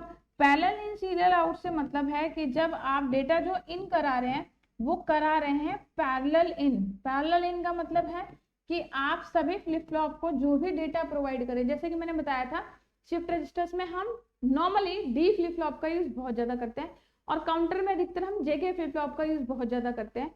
तो डी फ्लिप फ्लॉप की क्योंकि खासियत ये होती है, मैंने बताया था कि डी फ्लिप फ्लॉप को जो इनपुट पर वैल्यू दोगे, डी अगर 0 होगा तो 0 ही दे देगा, 1 है तो 1 दे देगा, तो इसलिए हमारे शिफ्ट रजिस्टर्स के लिए मोस्ट सूटेबल फ्लिप फ्लॉप होते हैं। तो हम डी फ्लिप फ्लॉप की इनपुट पर अगर हम क्या कर रहे हैं सभी डी फ्लिप फ्लॉप जितने भी हमने लगाए, सपोज हम 3 बिट का शिफ्ट रजिस्टर बना रहे हैं तो हमने तीनों फ्लिप फ्लॉप जो है उनको एक साथ इनपुट दे दिया, पहले वाले फ्लिप फ्लॉप को भी, दूसरे को भी, तीसरे को भी एक साथ इनपुट प्रोवाइड किया, यानी पैरेलल इनपुट दिया और आउटपुट जो उससे लिया वो सीरियली, यानी पहले स्टेज का जो फ्लिप फ्लॉप है उसकी आउटपुट दूसरे से, दूसरे वाले की तीसरे से कनेक्टेड है। इस तरीके से हमें फाइनल आउटपुट सबसे लास्ट वाले फ्लिप फ्लॉप से मिलेगी, तब इसको हम कहेंगे parallel in serial out. Last type of loading जो है वो है पीपो, जिसको हम कहते हैं parallel in parallel out. Parallel in parallel out का मतलब है हमारा एक ऐसा शिफ्ट रजिस्टर जिसमें हम जो डेटा की लोडिंग कर रहे हैं, यानी डेटा इन और आउट जो करा रहे हैं वो पैरेलल फॉर्म में करा रहे हैं। यानी जो भी आपने 3-4 फ्लिप फ्लॉप लगाए सभी को इनपुट भी एक साथ देंगे पैरेलल में और सभी से आउटपुट भी एक साथ लेंगे, तब हमारे बन जाएगा पीपो। क्लियर। उसके अलावा हमारे शिफ्ट रजिस्टर का एक और जो टाइप है वो है bidirectional shift register. Normally जो हमारा शिफ्ट रजिस्टर होता है it can either shift the data in a right direction और इन द लेफ्ट डायरेक्शन। बताया था कि या तो डेटा की शिफ्टिंग राइट में करेगा या लेफ्ट में करेगा, तो इस बेसिस पर हम इसको left shift right shift register कहते हैं। बट अगर आपका शिफ्ट रजिस्टर ऐसा है कि जो कि दोनों ही डायरेक्शन में शिफ्टिंग कर सकता हो, यानी कि राइट शिफ्टिंग भी कर सकता हो और लेफ्ट शिफ्टिंग भी कर सकता हो, तो अब इसको हम कहते हैं bidirectional shift register. Another type of shift register is universal shift register. Universal shift register हमारा ऐसा शिफ्ट रजिस्टर है जो कि डेटा की शिफ्टिंग लेफ्ट राइट दोनों डायरेक्शन में कर सकता है, यानी बाय डायरेक्शनल शिफ्टिंग भी कर सकता है, साथ साथ आप इससे कैसी भी लोडिंग कर सकते हैं। आप सीरियल इन सीरियल आउट करें, सीरियल इन पैरेलल आउट करें, पैरेलल इन पैरेलल आउट करें, पैरेलल इन सीरियल आउट करें, यानी किसी भी तरह की लोडिंग आप इससे कर सकते हैं। नॉर्मली जो हमारे शिफ्ट रजिस्टर्स होते हैं, ऑर्डिनरी शिफ्ट रजिस्टर जो होते हैं वो सीरियली काम करते हैं, यानी बिट बाय बिट डेटा की शिफ्टिंग करते हैं। बट हमारे जो यूनिवर्सल शिफ्ट रजिस्टर होते हैं इनमें डेटा की लोडिंग जो होती है पैरेलल लोडिंग। तो यूनिवर्सल शिफ्ट रजिस्टर में राइट शिफ्ट लेफ्ट शिफ्ट भी हो सकता है और साथ साथ डेटा की पैरेलल लोडिंग भी पॉसिबल है, तो इसलिए हम इसको यूनिवर्सल शिफ्ट रजिस्टर कहते हैं। इसी की तरह last type of shift register जो है वो है हमारा shift register counter. Normally shift register के आउटपुट को अगर हम वापस से फीडबैक कर दें फर्स्ट स्टेज ऑफ इनपुट में, जैसे कि हम रिंग काउंटर में कर रहे थे, अगर हम जितने भी हमने नंबर ऑफ फ्लिप फ्लॉप्स लगाए हैं last stage of flip flop की आउटपुट को अगर फर्स्ट स्टेज ऑफ इनपुट में फीड कर दें, तब ये बन जाता है हमारा शिफ्ट रजिस्टर काउंटर, यानी ये काउंटर की तरह काम करने लगेगा। यहाँ भी हमारा counter ring counter Johnson counter 2 type का हो जाएगा। क्लियर। तो बेसिकली शिफ्ट रजिस्टर्स है क्या, शिफ्ट रजिस्टर्स के कितने टाइप हो सकते हैं, सारे पॉसिबल टाइप बता दिए। नॉर्मली तो अगर हम बिल्कुल इनिशियल लेवल पर देखें तो हमारे हो सकते हैं shift right register, shift left register. अगर दोनों तरह से शिफ्टिंग कर रहा है तो बाई डायरेक्शनल, अगर बाई डायरेक्शनल शिफ्टिंग भी कर सकता है, पैरेलल लोडिंग भी कर सकता है तो यूनिवर्सल शिफ्ट रजिस्टर। अगर शिफ्टिंग के साथ साथ काउंटिंग भी कर सकता है तो शिफ्ट रजिस्टर काउंटर। और लोडिंग के बिहाफ पर सीसो, सीपो, पीसो, पीपो। तो हमारे शिफ्ट रजिस्टर के कई सारे टाइप हो सकते हैं। सीसो, सीपो, पीसो, पीपो को यहाँ ब्लॉक डायग्राम की हेल्प से बता देते हैं। तो यहाँ 4 बिट का एक शिफ्ट रजिस्टर दिखाया है जिसमें हम देख रहे हैं चारों के चारों जो फ्लिप फ्लॉप है वो डी फ्लिप फ्लॉप है। ये हमारा सीसो लोडिंग दिखाई गई है जिसमें आप देख रहे हैं डेटा कैसे हो रहा है, सीरियल इन। पहले स्टेज से जो आउटपुट है वो दूसरे स्टेज की इनपुट पर कनेक्ट है, दूसरे स्टेज का आउटपुट तीसरे स्टेज की इनपुट पर, तीसरे स्टेज का आउटपुट चौथे स्टेज की इनपुट पर, और इस तरीके से हमें फाइनल आउटपुट मिल रहा है। तो डेटा भी कैसे हो रहा है, सीरियल इन, और मिल भी कैसे रहा है, सीरियल आउट। तो ये हो गया हमारा सीसो।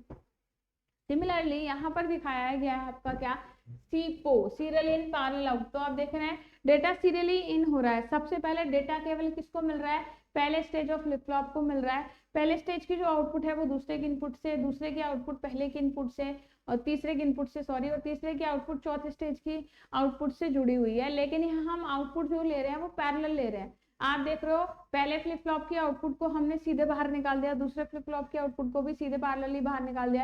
इसी तरीके से तीसरे और चौथे फ्लिप फ्लॉप जो है इसके आउटपुट को भी हमने पैरेलली बाहर निकाल दिया। तो ये हुआ हमारा सीरियल इन पैरेलल आउट, क्योंकि डेटा हम क्या कर रहे हैं, सीरियल इन कर रहे हैं और पैरेलल में आउट करा रहे हैं। Third type of loading is PISO, parallel in serial out. तो पैरेलल इन सीरियल आउट का मतलब है कि हम डेटा जो इन करा रहे हैं, डेटा इन वो पैरेलल फॉर्म में करा रहे हैं।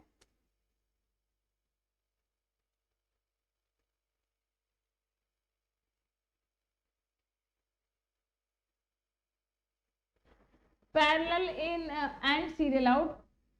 तो आप देख रहे हैं यहाँ पर भी हमने 4 फ्लिप फ्लॉप स्टेजेस लगाई हैं। चारों के चारों फ्लिप फ्लॉप के लिए हमने 1 2 3 4 चारों इनपुट सभी फ्लिप फ्लॉप को एक साथ मिल रही है, सीरियल नहीं मिल रही, पैरेलल फॉर्म में मिल रही है। बट आउटपुट अभी भी कहाँ मिल रही है, लास्ट स्टेज के फ्लिप फ्लॉप से ही मिल रही है। तो ये हो गया पैरेलल इन आप करा रहे हैं, सारे फ्लिप फ्लॉप को इनपुट एक साथ दी जा रही है, लेकिन आउटपुट हमें लास्ट वाले फ्लिप फ्लॉप से ही मिल रही है। तो ये हो गया पीसो, यानी कि parallel in serial out. Last type of loading is PIPO, that is parallel in parallel out, यानी कि आप सारे के सारे फ्लिप फ्लॉप को एक साथ पैरेलल में डेटा प्रोवाइड करें, डेटा इन करें और एक साथ ही उससे डेटा आउट करें।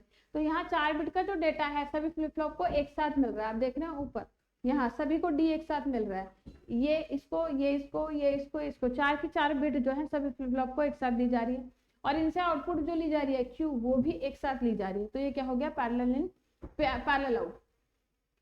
दूसरे जो हमारे रजिस्टर थे वो हैं बाई डायरेक्शनल शिफ्ट रजिस्टर और universal shift register. By directional shift register जैसे कि नाम से पता चल रहा है, ऐसा shift register which can shift the data in the both right and left direction. जबकि नॉर्मल जो शिफ्ट रजिस्टर होते हैं वो केवल या तो राइट में या केवल लेफ्ट में डेटा को शिफ्ट कर सकते हैं। बाई डायरेक्शनल शिफ्ट रजिस्टर में हम एडिशनल सर्किटरी लगाकर क्या कर सकते हैं, डेटा की शिफ्टिंग राइट और लेफ्ट दोनों में कर सकते हैं। इसमें बेसिकली हमारी कंट्रोल बार होती है, कंट्रोल सिग्नल होता है जिसकी हेल्प से हम ये डिसाइड कर सकते हैं कि डेटा की शिफ्टिंग राइट में होगी या लेफ्ट में होगी। तो यहाँ पर हम अगर चाहते हैं कि हमारी डेटा की शिफ्टिंग अगर किस में हो, राइट में हो, तो हमें मोड सिलेक्टेड को करना होगा हाई, यानी जो इसमें मोड सिलेक्शन लाइन है अगर आप इसको हाई लेवल पर कनेक्ट करते हो यानी 1 बिट से कनेक्ट करते हो तो डेटा की शिफ्टिंग होगी राइट डायरेक्शन में। अगर आप मोड सिलेक्शन को किस पर रखते हो, 0 पर रखते हो, लो पर रखते हो, तो हमारी डेटा की शिफ्टिंग होगी किसमें, लेफ्ट डायरेक्शन में। तो ये डिपेंड करता है, इसमें मोड सिलेक्शन लाइन होती है, तो मोड सिलेक्शन लाइन को अगर 0 पे रखोगे तो लेफ्ट शिफ्टिंग करेगा, 1 पे रखोगे तो राइट शिफ्टिंग करेगा। तो यानी कि यहाँ पर एक टाइम पर ये राइट या लेफ्ट शिफ्टिंग दोनों ही परफॉर्म कर सकता है। यूनिवर्सल शिफ्ट रजिस्टर बताया था, यूनिवर्सल शिफ्ट रजिस्टर भी kind of by directional shift register, यानी इसकी हेल्प से भी आप लेफ्ट और राइट दोनों शिफ्टिंग कर सकते हैं। साथ साथ इसकी हेल्प से आप पैरेलल लोडिंग भी कर सकते हैं, यानी डेटा को पैरेलल आउट भी करा सकते हैं। यहाँ पर भी 4 बिट का एक हमारा रजिस्टर दिखाया गया है जो कि बाई डायरेक्शनल शिफ्ट रजिस्टर है। दोनों का सर्किट डायग्राम यहाँ पर दिखा देते हैं, बाई डायरेक्शनल का, नेक्स्ट पेज पे आपको यूनिवर्सल का मिलेगा। तो बाई डायरेक्शनल शिफ्ट रजिस्टर में हमने 4 फ्लिप फ्लॉप लगाए जो कि डी फ्लिप फ्लॉप है। आप देख रहे हो सभी को क्लॉक पल्स दिए हैं, सभी सिंक्रोनस सीक्वेंशियल सर्किट है, सभी को एक साथ क्लॉक पल्स मिल रही है। अब यहाँ इनको इनपुट देने के लिए हमने दो एंड गेट और एक और गेट का यूज किया, 2 एंड एक और, 2 एंड एक और, 2 एंड एक और, इस तरीके से सभी फ्लिप फ्लॉप को हम एक ही साथ क्या दे रहे हैं, आउटपुट दे रहे हैं।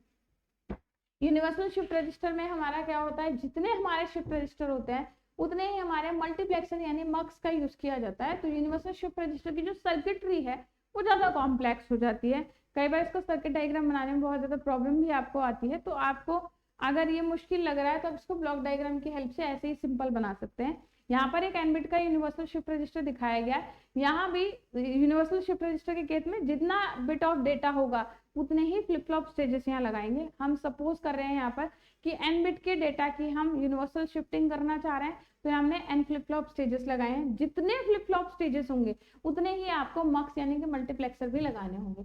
सभी फ्लिप फ्लॉप को हम मक्स की हेल्प से इनपुट प्रोवाइड कराते हैं। अब मक्स पर जो हमारे इनपुट होंगे वो सीरियल इन होगा, मतलब कौन सी लोडिंग होगी, serial in, parallel in, serial in, parallel out, और साथ ही साथ लेफ्ट शिफ्ट करना है, राइट शिफ्ट करना है, ये हम मक्स की इनपुट पर प्रोवाइड करते हैं। तो बेसिकली डेटा जो इन्हें मिल रहा है सभी को मक्स की हेल्प से यानी मल्टीप्लेक्सर की हेल्प से ही मिल रहा है। तो यहाँ भी सिलेक्शन लाइन होती है जिसके हिसाब से हम ये चूज कर सकते हैं कि डेटा की शिफ्टिंग कौन से डायरेक्शन में करनी है, कौन सी लोडिंग करनी है। क्लियर? अब जैसे कि आपको बताया था शिफ्ट रजिस्टर्स का यूज काउंटर की तरह भी कर सकते हैं। अगर शिफ्ट रजिस्टर्स में हम last stage of flip flop की आउटपुट को फिर से फर्स्ट स्टेज की फ्लिप फ्लॉप में फीड करा दें तभी हमारे बन जाते हैं शिफ्ट रजिस्टर काउंटर। तो जैसे हमने काउंटर पढ़े ना कि काउंटर हमारे दो टाइप के हैं, रिंग काउंटर जिसको स्ट्रेट रिंग काउंटर कहते हैं और ट्विस्टेड रिंग काउंटर को हम जॉनसन काउंटर कहते हैं। तो यहाँ भी हम इससे क्या बना रहे हैं, रिंग काउंटर बना रहे हैं। क्योंकि रिंग काउंटर बनाने के लिए हम क्या करते हैं, लास्ट स्टेज के फ्लिप फ्लॉप की आउटपुट को उठा के पहले वाले फ्लिप फ्लॉप की इनपुट में फीड कर देते हैं। तो अगर आपने Q को फीडबैक किया है तो बन गया रिंग काउंटर, और अगर Qn बार को किया है तो क्या बन गया आपका जॉनसन काउंटर या twisted ring counter.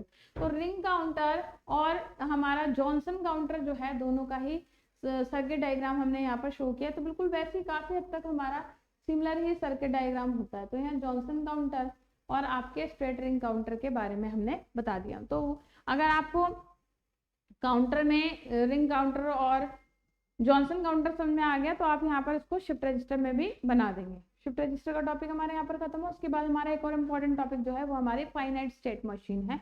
Finite state machine क्या होते हैं, जितने भी ऐसे sequential circuit which has unique states, जिनके हमारी कुछ फाइनाइट स्टेट्स होती हैं यानी फिक्स्ड आउटपुट स्टेट्स होती हैं, उनको हम क्या कहते हैं, फाइनाइट स्टेट मशीन। जैसे कि आपने काउंटर के केस में देखा कि भाई वो एक पर्टिकुलर सीक्वेंस को या पर्टिकुलर स्टेट्स को ही काउंट करता है। आपको पता है वो ऐसे ही जाएगा, 0 0 से जाएगा, फिर 1 0 0 जाएगा, फिर अगली स्टेट 0 1 0 होगी, फिर उसके अगली 0 0 1 होगी, और उसी अगर आप रिंग काउंटर बना दो तो इसी पैटर्न में इसको बार बार काउंट करता रहेगा।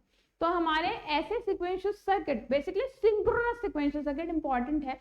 तो हमारे ऐसे synchronous sequential circuit which has finite states, उनको हम कहते हैं फाइनाइट स्टेट मशीन, जिसको हम शॉर्ट में FSM के नाम से भी जानते हैं।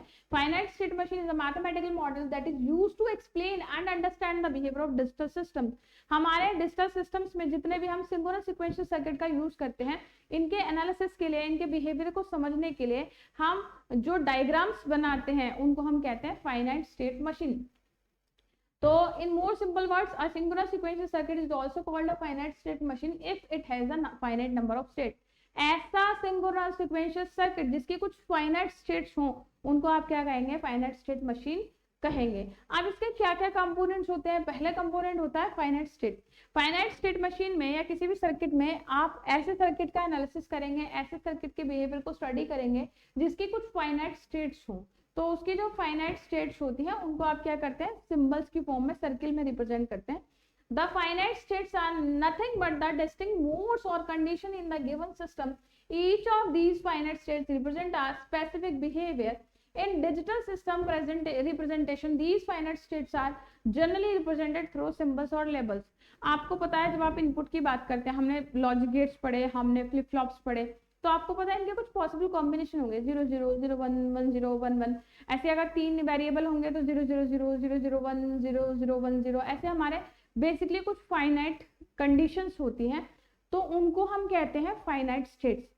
किसी भी FSM में इन फाइनाइट स्टेट्स को हम बिट्स के फॉर्म में यानी 0 1 0 1 की फॉर्म में ही रिप्रेजेंट करते हैं, जिनको हम सिंबल्स हमने नाम दिया। बेसिकली जीरो भी क्या है, सिंबल ही तो है।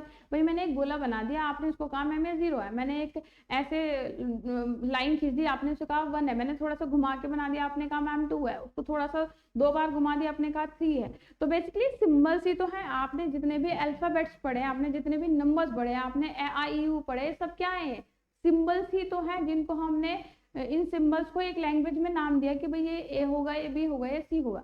तो बेसिकली हमारी इन फाइनाइट स्टेट्स को हम सिंबल्स बेसिकली बाइनरी 0 या 1 की फॉर्म में रिप्रेजेंट करते हैं और इनको एक सर्कल के अंदर बंद करते हैं। दूसरा है स्टेट ट्रांजिशन। अब जब हम वेरिएबल्स के इन पॉसिबल कॉम्बिनेशन को चेंज करते हैं, जैसे फ्लिप फ्लॉप में भी आपने देखा कि भाई जब एस और आर का वैल्यू 0 0 था तो आउटपुट पे स्टेट कुछ और मिल रहा था, 0 1 था तो कुछ आउटपुट स्टेट मिल रहा था, 1 0 था तो कुछ आउटपुट स्टेट मिल रहा था, 1 1 था कुछ और आउटपुट स्टेट मिल रहा था। सिमिलरली जब कॉम्बिनेशन सर्किट्स की भी बात करते हैं तो वहां भी आपने देखा कि स्टेट में क्या होता है, ट्रांजिशन होता है। ऑल्दो एफएसएम केवल सीक्वेंशियल सर्किट के लिए होते हैं, कॉम्बिनेशन सर्किट के लिए नहीं होते। मैंने एग्जांपल केवल आपको दिया है। तो हमारे फाइनाइट स्टेट मशीन में जो हमारी फाइनाइट बेसिकली स्टेट्स होती हैं, जो पॉसिबल कॉम्बिनेशन होते हैं, इसके अकॉर्डिंग हर बार हमारी स्टेट में क्या होता है, चेंज। हम देखते हैं कभी आउटपुट पे 0 मिलता है, कभी आउटपुट पे 1 मिलता है, कभी आउटपुट पे फिर 1 मिल रहा है, कभी 0 मिल रहा है। तो स्टेट में क्या हो रहा है, बार बार चेंज हो रहा है। तो स्टेट में होने वाले इन चेंजेस को हम क्या कहते हैं, स्टेट ट्रांजिशन। बेसिकली ट्रांजिशन का मतलब ये होता है change. In terms of finite state machine, the state transition can be defined as the change from one state to another. This change in state or state transition takes place based on some specific input or condition. यानी जब हमारी input change होगी या कोई specific condition आएगी तभी हमारी state में ट्रांजिशन होता है। अदरवाइज आपने इनपुट चेंज नहीं किया तो वही का वही आउटपुट बना रहेगा, स्टेट आपका बना रहेगा, स्टेट में कोई ट्रांजिशन नहीं होगा अनटिल अनलेस आप इनपुट में या किसी कंडीशन में चेंज नहीं करते तब तक। क्लियर? तो स्टेट डायग्राम क्या है, यहाँ पर आपको समझ में आ गया फाइनाइट स्टेट क्या है, स्टेट ट्रांजिशन क्या है। फिर हमारा स्टेट डायग्राम क्या है। अब जो हमारे पास सिर्फ फाइनाइट स्टेट्स आ गई, जो पॉसिबल कॉम्बिनेशन हमारे पास होंगे इनपुट के, और हमारे जो स्टेट ट्रांजिशन है इसको हम डायग्राम की फॉर्म में रिप्रेजेंट करते हैं, जिसको हम कहते हैं state diagram. The state transition and the behaviour of finite state machine can be represented in a graphical form that is known as state diagram. तो हम एक ग्राफिकल फॉर्म में जब इन स्टेट्स को और इन स्टेट ट्रांजिशन को रिप्रेजेंट करते हैं तब हम इसको कहते हैं स्टेट डायग्राम। इनपुट्स क्या होंगे, the inputs to be finite state machine are the external signal that trigger the state transition. ये वही है बेसिकली, हमारी इनपुट की वैल्यू जो होगी वही हमारी स्टेट्स होती है। ठीक है, फिर हमारी कुछ आउटपुट भी जनरेट होगी, भाई जो इनपुट देंगे उसी के रिलेवेंट हमारी आउटपुट हमें मिलेगी। बेसिकली ये फाइनाइट स्टेट मशीन में जो हम एनालिसिस करते हैं, बिहेवियर समझते हैं, वो उसके दो तरीके हो सकते हैं। पहला है मेले स्टेट मशीन और दूसरा है मूरे स्टेट मशीन। तो हमारे दो तरह के एफएसएम है, मेले स्टेट मशीन और दूसरा मूरे स्टेट मशीन। तो सबसे पहले हम मेले स्टेट मशीन को समझते हैं। मेले स्टेट मशीन में हमारा क्या होता है, finite state machine is said to be Mealy state machine if its output depend on both present input and present states. आप देखते हैं नॉर्मली आपने किसी सर्किट को कुछ इनपुट दिया तो उससे कुछ आउटपुट भी मिलेगा। क्लियर? अब जब आप इनपुट में फिर से चेंज कर रहे हो तो अब नेक्स्ट आउटपुट क्या होगा वो डिपेंड कर रहा है कि आपका प्रेजेंट इनपुट क्या है प्लस आपका पहले से आउटपुट क्या मिल रहा था, आपका पास्ट आउटपुट क्या था। उस बेसिस पर आपका नेक्स्ट स्टेट आपको जब मिलता है तो हम उसको कहते हैं मेले state machine. A finite state machine is said to be a melee state machine if its output depends on both present input कि present में input आपने क्या दिया है and present state, अभी आपको क्या state मिल रहा है उसके बेसिस पर नेक्स्ट स्टेट आपको मिलेगा। तो यहाँ पर प्रेजेंट स्टेट हमने इसको फीड कर दिया प्लस इनपुट क्या है, इन दोनों के बिहाफ पर आपको क्या मिलेगा, नेक्स्ट स्टेट या नेक्स्ट आउटपुट मिलेगा। As shown in the figure, there are two main parts present in the melee state machine. These are combination logic circuit and memory element. तो हम मेमोरी एलिमेंट की help से ही feedback करते हैं अपने present state of output को। Based on the present input and present state, the melee state machine produce output. Therefore, the output will be valid only at positive or negative transition of the clock signal. जब भी जो भी आपने positive edge triggering use करी है, negative edge triggering use करी है, तो सबसे इंपॉर्टेंट है क्लॉक पल्स भी होना चाहिए, ये भी होना चाहिए, प्रेजेंट स्टेट भी मिलना चाहिए, इनपुट भी होना चाहिए, क्लॉक पल्स भी प्रेजेंट होना चाहिए। सीक्वेंशियल सर्किट की कंडीशन होती है। मेले स्टेट मशीन का जब हम ब्लॉक डायग्राम स्टेट डायग्राम बनाते हैं, the state diagram of Mealy state machine is shown in the figure. In the above figure there are 3 states namely A B C. हमारी जो भी फाइनाइट स्टेट होंगी उसे हमने ए बी सी नाम दिया। सपोज 0 0 है, 0 1 है, 1 1 0 है, जो भी मिल रही है 0 0 1 1 1 0 जो भी स्टेट्स हैं उनको हमने ए बी सी नाम दिया। तो ये जो भी फाइनाइट स्टेट्स होंगी उसको हम सर्किल के अंदर लिखते हैं, ऐसे एनसर्कल कर देते हैं। और जो स्टेट ट्रांजिशन होता है यानी ए से बी में कब ट्रांजिशन होगा, बी से सी में कब ट्रांजिशन होगा, सी से बी में कब ट्रांजिशन होगा, सी से ए में कब ट्रांजिशन होगा, ए का ए में ही ट्रांजिशन कब होगा? इन कंडीशंस को हमने डायरेक्टेड लाइन की हेल्प से दिखाया। अब जैसे ए और बी को एक एरो जोड़ रहा है जो दिखा रहा है ए का ट्रांजिशन किस में हुआ? बी में। बी को सी से कौन जोड़ रहा है? एक डायरेक्टेड लाइन जोड़ रही है जो कि ये दिखा रहा है कि बी का ट्रांजिशन सी में हुआ। सी से बी को जोड़ने वाली डायरेक्टेड लाइन ये दिखा रही है कि सी स्टेट से कहाँ पहुंच गया? बी स्टेट में। सी और ए को जोड़ने वाली लाइन दिखा रही है कि हमारा ट्रांजिशन कहाँ हुआ? सी स्टेट से बी स्टेट में हो गया, ए स्टेट में हो गया। और ए को ए से जोड़ने वाली लाइन ये बता रही है कि ट्रांजिशन नहीं हुआ, ए से ए में ही चेंज हो गया।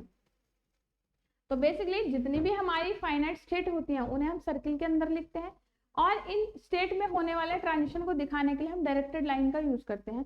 अगर एक सर्किल से जाने वाली डायरेक्ट लाइन खुद ही को उसे कनेक्ट करती है, दैट मीन्स कोई ट्रांजिशन नहीं हुआ, नेक्स्ट स्टेट भी आपकी वही मिलेगी जो पहले थी। ए का वैल्यू जो 0 होगा या 1 होगा, अगली स्टेट भी वही मिल जाएगी। क्लियर? यहाँ पर हम देखते हैं मेले स्टेट मशीन में जो हमारी वैल्यू है उनको हमने 0/0, 1/0, 1/1 denote the input output. In the above figure there are 2 states, यानी कि हमारी यहाँ हम 0 1 1 0 का मतलब है कि जब हमारी क्या थी, प्रीवियस जो प्रेजेंट आउटपुट मिल रहा है वो 0 है, इनपुट क्या है? 0, इनपुट 0 या इनपुट 1। ये हमारा इधर वाला पार्ट स्लैश के लेफ्ट साइड हमारा दिखा रहा है इनपुट की वैल्यू को, स्लैश के इस तरफ दिखा रहा है आउटपुट की वैल्यू को। कौन सी आउटपुट? जो प्रेजेंटली आपको मिल रही है, प्रेजेंट स्टेट को। तो आप देख रहे हैं अगर आपका इनपुट 0 है और प्रेजेंट स्टेट क्या मिल रही है? 0, तो 0/0 होगा, यानी कि 0/0 का मतलब है यहाँ पर इनपुट पर वैल्यू क्या है? 0, और जो प्रेजेंट स्टेट मिल रही है वो भी क्या है? 0, तो नो चेंज होगा, ए का ए मिल जाएगा। 1/0 होने का मतलब है कि आपकी जो प्रेजेंट इनपुट है वो क्या है? 1, और प्रेजेंट आउटपुट जो अभी मिल रही है वो 0, तो जब 1/0 होगा तो ए का ट्रांजिशन किस में हो जाएगा? बी में होगा। फिर हमारा है 1/0, 1/0 अगर फिर से 1/0 वाली कंडीशन होती है, यानी इनपुट 1 और प्रेजेंट आउटपुट 0, तो कहाँ होगा? हमारा बी में। 0/0 का मतलब है कि आपका इनपुट 0 और प्रेजेंट आपका आउटपुट क्या है? अभी 0, तो कहाँ हो जाएगा ट्रांजिशन? सी में। सी से कब बी में जाएगा? जब इनपुट भी 1 हो और प्रेजेंट आउटपुट भी क्या हो? 1। सी से ए में कब जाएगा? जब प्रेजेंट इनपुट भी 0 हो और प्रेजेंट आउटपुट भी 0 हो। तो यहाँ पर ट्रांजिशन दिखाया कि किस किस कंडीशन में हमारा स्टेट से ए से बी में, बी से सी में, सी से डी में या सी से ए में जाएगा। उन कंडीशन को यहाँ मेले स्टेट मशीन से इस तरीके से हम दिखा सकते हैं। Another type of state machine is Moore state machine. Moore state machine में हम अगर देखें तो यहाँ हमारा जो आउटपुट है वो केवल हमारा प्रेजेंट स्टेट पर डिपेंड करता है। A finite state machine is said to be a Moore state machine if its output depend only on the present states, यानी केवल इस पर डिपेंड करता है। द ब्लॉक डायग्राम इनपुट पर डिपेंड कर रहा है केवल, है ना, इस पर हमारा कोई डिपेंड नहीं कर रहा है, यही हमारा फाइनल आउटपुट होगा। The block diagram of the Moore state machine is shown in the figure. As shown in the above figure, there are 2 parts present in Moore state machine. Those are combination logic and memory. In this case, the present input and present state determines the next state. So, based on next state, Moore state machine produces the output. Therefore, the output will be valid only after transition of state. तो आप देख रहे हैं यहाँ जो हमारी value है उनको भी हम फाइनाइट स्टेट को ए बी सी डी, हमने 4 फाइनाइट स्टेट ली हैं, these are A B C D, और इन फाइनाइट स्टेट्स को भी हमने एनसर्कल कर दिया, सर्कल के अंदर बंद किया। और आप देख रहे हैं यहाँ जो ऊपर इनके ऊपर ये जो वैल्यू लिखी है 0 1 0 1 ये आपको दिखाई दे रही है, ये वैल्यू हमारी दिखा रही है कि इनपुट का वैल्यू क्या है। अगर इनपुट का वैल्यू 0 है, अगर इनपुट 0 है तो हमारा ट्रांजिशन ए का ए में ही होगा, यानी जो आपको ए की वैल्यू मिल रही थी वही हमारी नेक्स्ट स्टेज में मिल जाएगी। अगर इनपुट 1 है तो ट्रांजिशन ए से कहाँ हो जाएगा? बी में हो जाएगा। अगर बी स्टेट में इनपुट 1 है तो फिर से हमें बी स्टेट ही मिलेगी। अगर इनपुट 0 है तो बी से ट्रांजिशन कहाँ हो जाएगा? सी में हो जाएगा।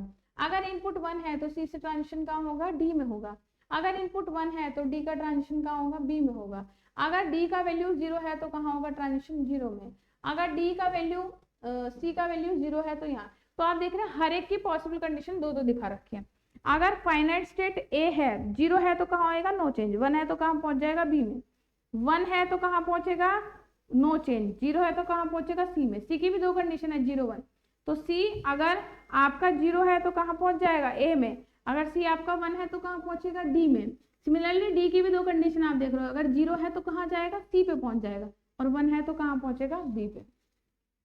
तो बेसिकली इनपुट की पॉसिबल कॉम्बिनेशन में के अकॉर्डिंग हमारे जो फाइनाइट स्टेट्स हैं उनमें क्या ट्रांजिशन हो रहा है उसे हम मूरे या मेले स्टेट मशीन की हेल्प से रिप्रेजेंट कर सकते हैं। तो यहाँ पर मेले स्टेट मशीन और मूर स्टेट मशीन में क्या डिफरेंस है उसको एक कंपैरिजन टेबल की हेल्प से समझाया गया है। साथ ही साथ यहाँ पर जो हमारे स्टेट डायग्राम है, स्टेट डायग्राम क्या होते हैं इसको और इसकी बेटर अप्रोच मूरे और मेले स्टेट मशीन की यहाँ दिखाई गई है। और आप देख रहे हैं सभी में डिफरेंस क्या है कि जो हमारा मेले स्टेट मशीन है उसमें हम इनपुट आउटपुट दोनों को लिखते हैं और मूरे स्टेट मशीन में केवल हम इनपुट की वैल्यू को ही डिनोट करते हैं। बाकी दोनों में ही फाइनाइट स्टेट्स को हम एनसर्कल करके रिप्रेजेंट करते हैं और सब इन सभी में दोनों में अगर एक सर्कल से डायरेक्टेड लाइन उस सर्कल को ही टच कर रही है दैट मीन स्टेट में कोई ट्रांजिशन नहीं होगा, सेम स्टेट आपको नेक्स्ट स्टेट पर मिल जाएगी। क्लियर?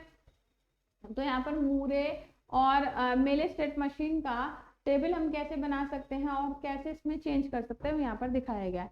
अब AKTU में इसी से रिलेटेड क्वेश्चन आपसे पूछे जाते हैं।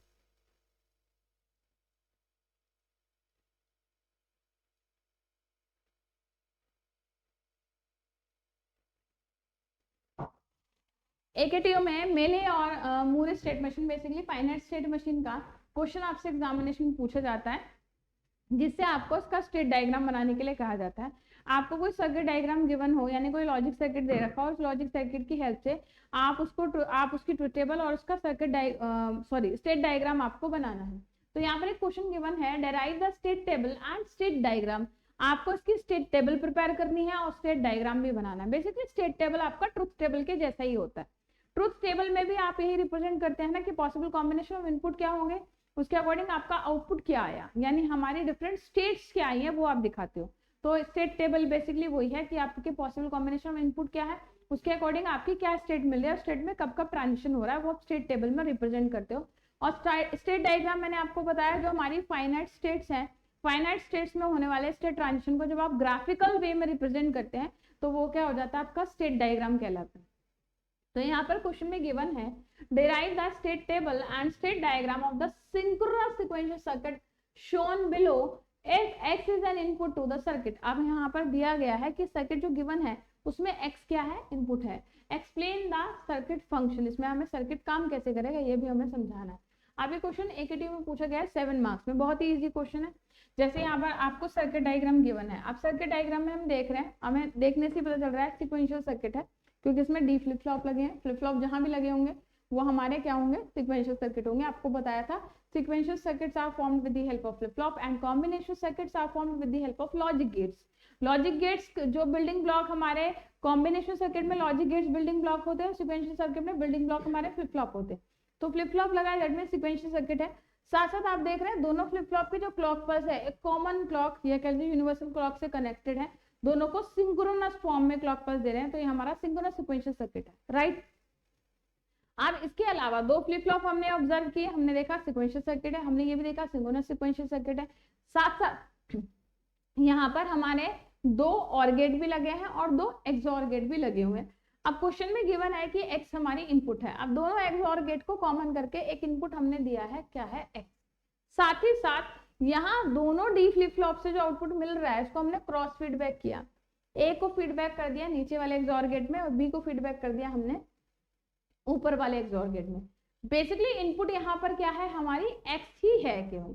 तो इनपुट का वैल्यू तो हमें कंसिडर करना ही है कि इनपुट हमारा 0 होगा या 1 होगा, यानी x की वैल्यू 0 होगी या 1 होगी, ये तो हमें कंसिडर करना ही है। लेकिन हमें ये भी देखना है कि a और b का वैल्यू क्या है, क्योंकि हमारे सिक्वेंशियल सर्किट में जब हमारा जो नेक्स्ट स्टेट होता है वो डिपेंड करता है इनपुट का वैल्यू क्या है और अभी आपको प्रेजेंट स्टेट क्या मिल रहा है इस पर भी। तो हमें a और b का वैल्यू भी कंसिडर करना है। तो हम जो अब स्टेट टेबल बनाएंगे उसमें हमें x के साथ a और b की भी पॉसिबल वैल्यू लिखने हैं। तो हमारे a और b के पॉसिबल वैल्यू क्या होंगे, 0 0 0 1 1 0 1 1। तो ये पॉसिबल कंडीशन होंगे, लेकिन हो सकता है x का वैल्यू होता है 0 या 1 हो। तो हमने a b के पॉसिबल कॉम्बिनेशन को 2 बार लिखा है, एक बार x = 0, एक बार x = 1, एक बार x = 0, एक बार x 1, एक बार x 0 x 1, x 0 x 1। तो हमने ये 8 पॉसिबल कंडीशन अपनी लिख ली। अब उससे पहले हमें इनका क्या करना है, एक लॉजिकल एक्सप्रेशन तैयार करना है जिससे हम ये समझ पाए कि हमारा आउटपुट मिलेगा क्या। वही एक्सप्रेशन होगा तभी तो हमें पता चलेगा। तो हमारा जो एक्सप्रेशन आएगा हमें देखना है कि हमारी आउटपुट क्या आएगी। ये आउटपुट आएगी a t t+1 यानी ये वाली, और एक आउटपुट आएगी a b t+1, इसको हमने कहा नेक्स्ट स्टेट ऑफ आउटपुट। अभी तो हमें जो मिल रही है हमने उसको लेट कर लिया, लेकिन नेक्स्ट क्या मिलेगी उसे हम कहेंगे a t+1 और b t+1। कई बार इसको an+1 और bn+1 भी लिखते हैं, या a'(b' से भी आप लिख सकते हैं, आपकी मर्जी। अब हम देखेंगे a t+n हमारे डिपेंड कर रही है डेटा फ्लिप फ्लॉप की वैल्यू पर, क्योंकि हमने बताया था डेटा फ्लिप फ्लॉप की खासियत है कि इनपुट पर आपको इसको जो दोगे वही वैल्यू आपको आउटपुट पे मिल जाएगी, यानी जो यहाँ मिल रहा होगा वही वैल्यू आपको आउटपुट पे मिलेगा, जो वैल्यू यहाँ मिल रहा होगा वही आउटपुट पे मिलेगा। तो आप इसके लिए एक्सप्रेशन निकालेंगे इस वाले इनपुट का और इस वाले इनपुट का। तो पहले वाले इनपुट के लिए यानी an+1 के लिए हमारा एक्सप्रेशन हो जाएगा क्या, एक्सप्रेशन हो जाएगा क्या, a और यहाँ पर सबसे पहले पीछे की तरफ से चलते हैं, ये x हो गया और ये b, यानी ये हो गया हमारा b XOR x। फिर यहाँ पर हम देख रहे हैं b XOR x के साथ a की ऑरिंग हो रखी है, यानी b XOR x के साथ ऑरिंग करनी है किसकी, a की। b XOR x को हम लिख सकते हैं bx बार प्लस b बार x, यहाँ पे ऐसे भी लिखे तो चलेगा, आपके समझने के ऊपर डिपेंड करता है। सिमिलरली इस वाले फ्लिप फ्लॉप के इनपुट पर हमारा क्या हो जाएगा, यहाँ x और a की एक्सॉरिंग हो रही है, a XOR x, साथ साथ b भी ऑरिंग में आ रहा है, तो b की ऑरिंग हो रही है किसके साथ, a XOR b के साथ। तो इसको भी आप ऐसे लिख सकते हैं b plus ax bar and a bar x, XOR function को ऐसे लिख सकते हैं। तो हम देखेंगे कि जब हम सारी वैल्यू पुट करके देखेंगे, एक बार हम देखेंगे पहली कंडीशन में a0 b0 और x क्या 0, तो हमने a0 रखा b0 रखा, तो जब b और x ये तीनों 0 हो गए, a भी 0 b भी 0 x भी 0, तो b और x जब 0 0 है तो 0 0 की एक्सॉरिंग क्या होती है, 0 ही होती है। 0 की ऑरिंग a के साथ करेंगे रिजल्ट क्या आएगा, 0 ही आएगा। तो यानी कि हमारा नेक्स्ट स्टेट क्या मिल जाएगा, a का 0। इसी तरीके से इस वाली इक्वेशन में रखेंगे b0 a0 x0, तो a XOR x का मतलब है 0 की एक्सॉरिंग 0 के साथ, यानी 0 आया, 0 की ऑरिंग फिर 0 के साथ, तो क्या आया 0। तो हमारी नेक्स्ट स्टेट जो मिलेगी दोनों की 0 0। इसी तरीके से दूसरी कंडीशन रखेंगे हमारी कि a0 b0 और x1, तो a0 b0 x1 के केस में ये क्या हो जाएगा हमारा b XOR x, तो b का वैल्यू क्या है हमारा 0 और x का क्या है 1, तो यहाँ रिजल्ट क्या आ गया 1। 1 की ऑरिंग a के साथ और a क्या है 0, 1 और 0 हो गया हमारा 1। इसी तरीके यहाँ भी b हमारा 0 रखेंगे plus a XORing x, a का वैल्यू 0 x का 1, तो a 0 XOR 1 क्या आ गया 1 ही आ गया, क्योंकि जब 0 और 1 की एक्सॉरिंग होती है रिजल्ट क्या आता है 1। 1 की ऑरिंग 0 के साथ आया, रिजल्ट क्या आया 1, तो दोनों की आउटपुट स्टेट क्या आएगी 1। इसी तरीके से सारी पॉसिबल कंडीशन हम इस एक्सप्रेशन में रखते जाएंगे। अगर आपको जो लॉजिक गेट्स हैं उनका फंडामेंटल पूरा क्लियर है अच्छे से, तो आप इसको देखते जाएंगे और आपको समझ में आता जाएगा कैसे आउटपुट मिल रही है, इस लॉजिक एक्सप्रेशन पे काम कर रहा है।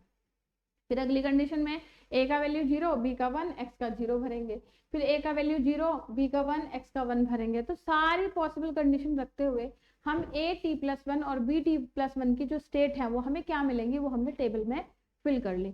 तो बेसिकली जो हमें यहाँ सिक्वेंशियल सर्किट गिवन था, वो सिक्वेंशियल सर्किट की हेल्प से हमने इसका एक्सप्रेशन लिख लिया, लॉजिक एक्सप्रेशन लिखने के बाद हमने इसका स्टेट टेबल तैयार किया। स्टेट टेबल में हमने possible combination of input a और b के और x की वैल्यू लिख ली, और हमारी नेक्स्ट स्टेट क्या आएगी वो हमने इस लॉजिक एक्सप्रेशन के बिहार पर इस टेबल में फिल कर लिया।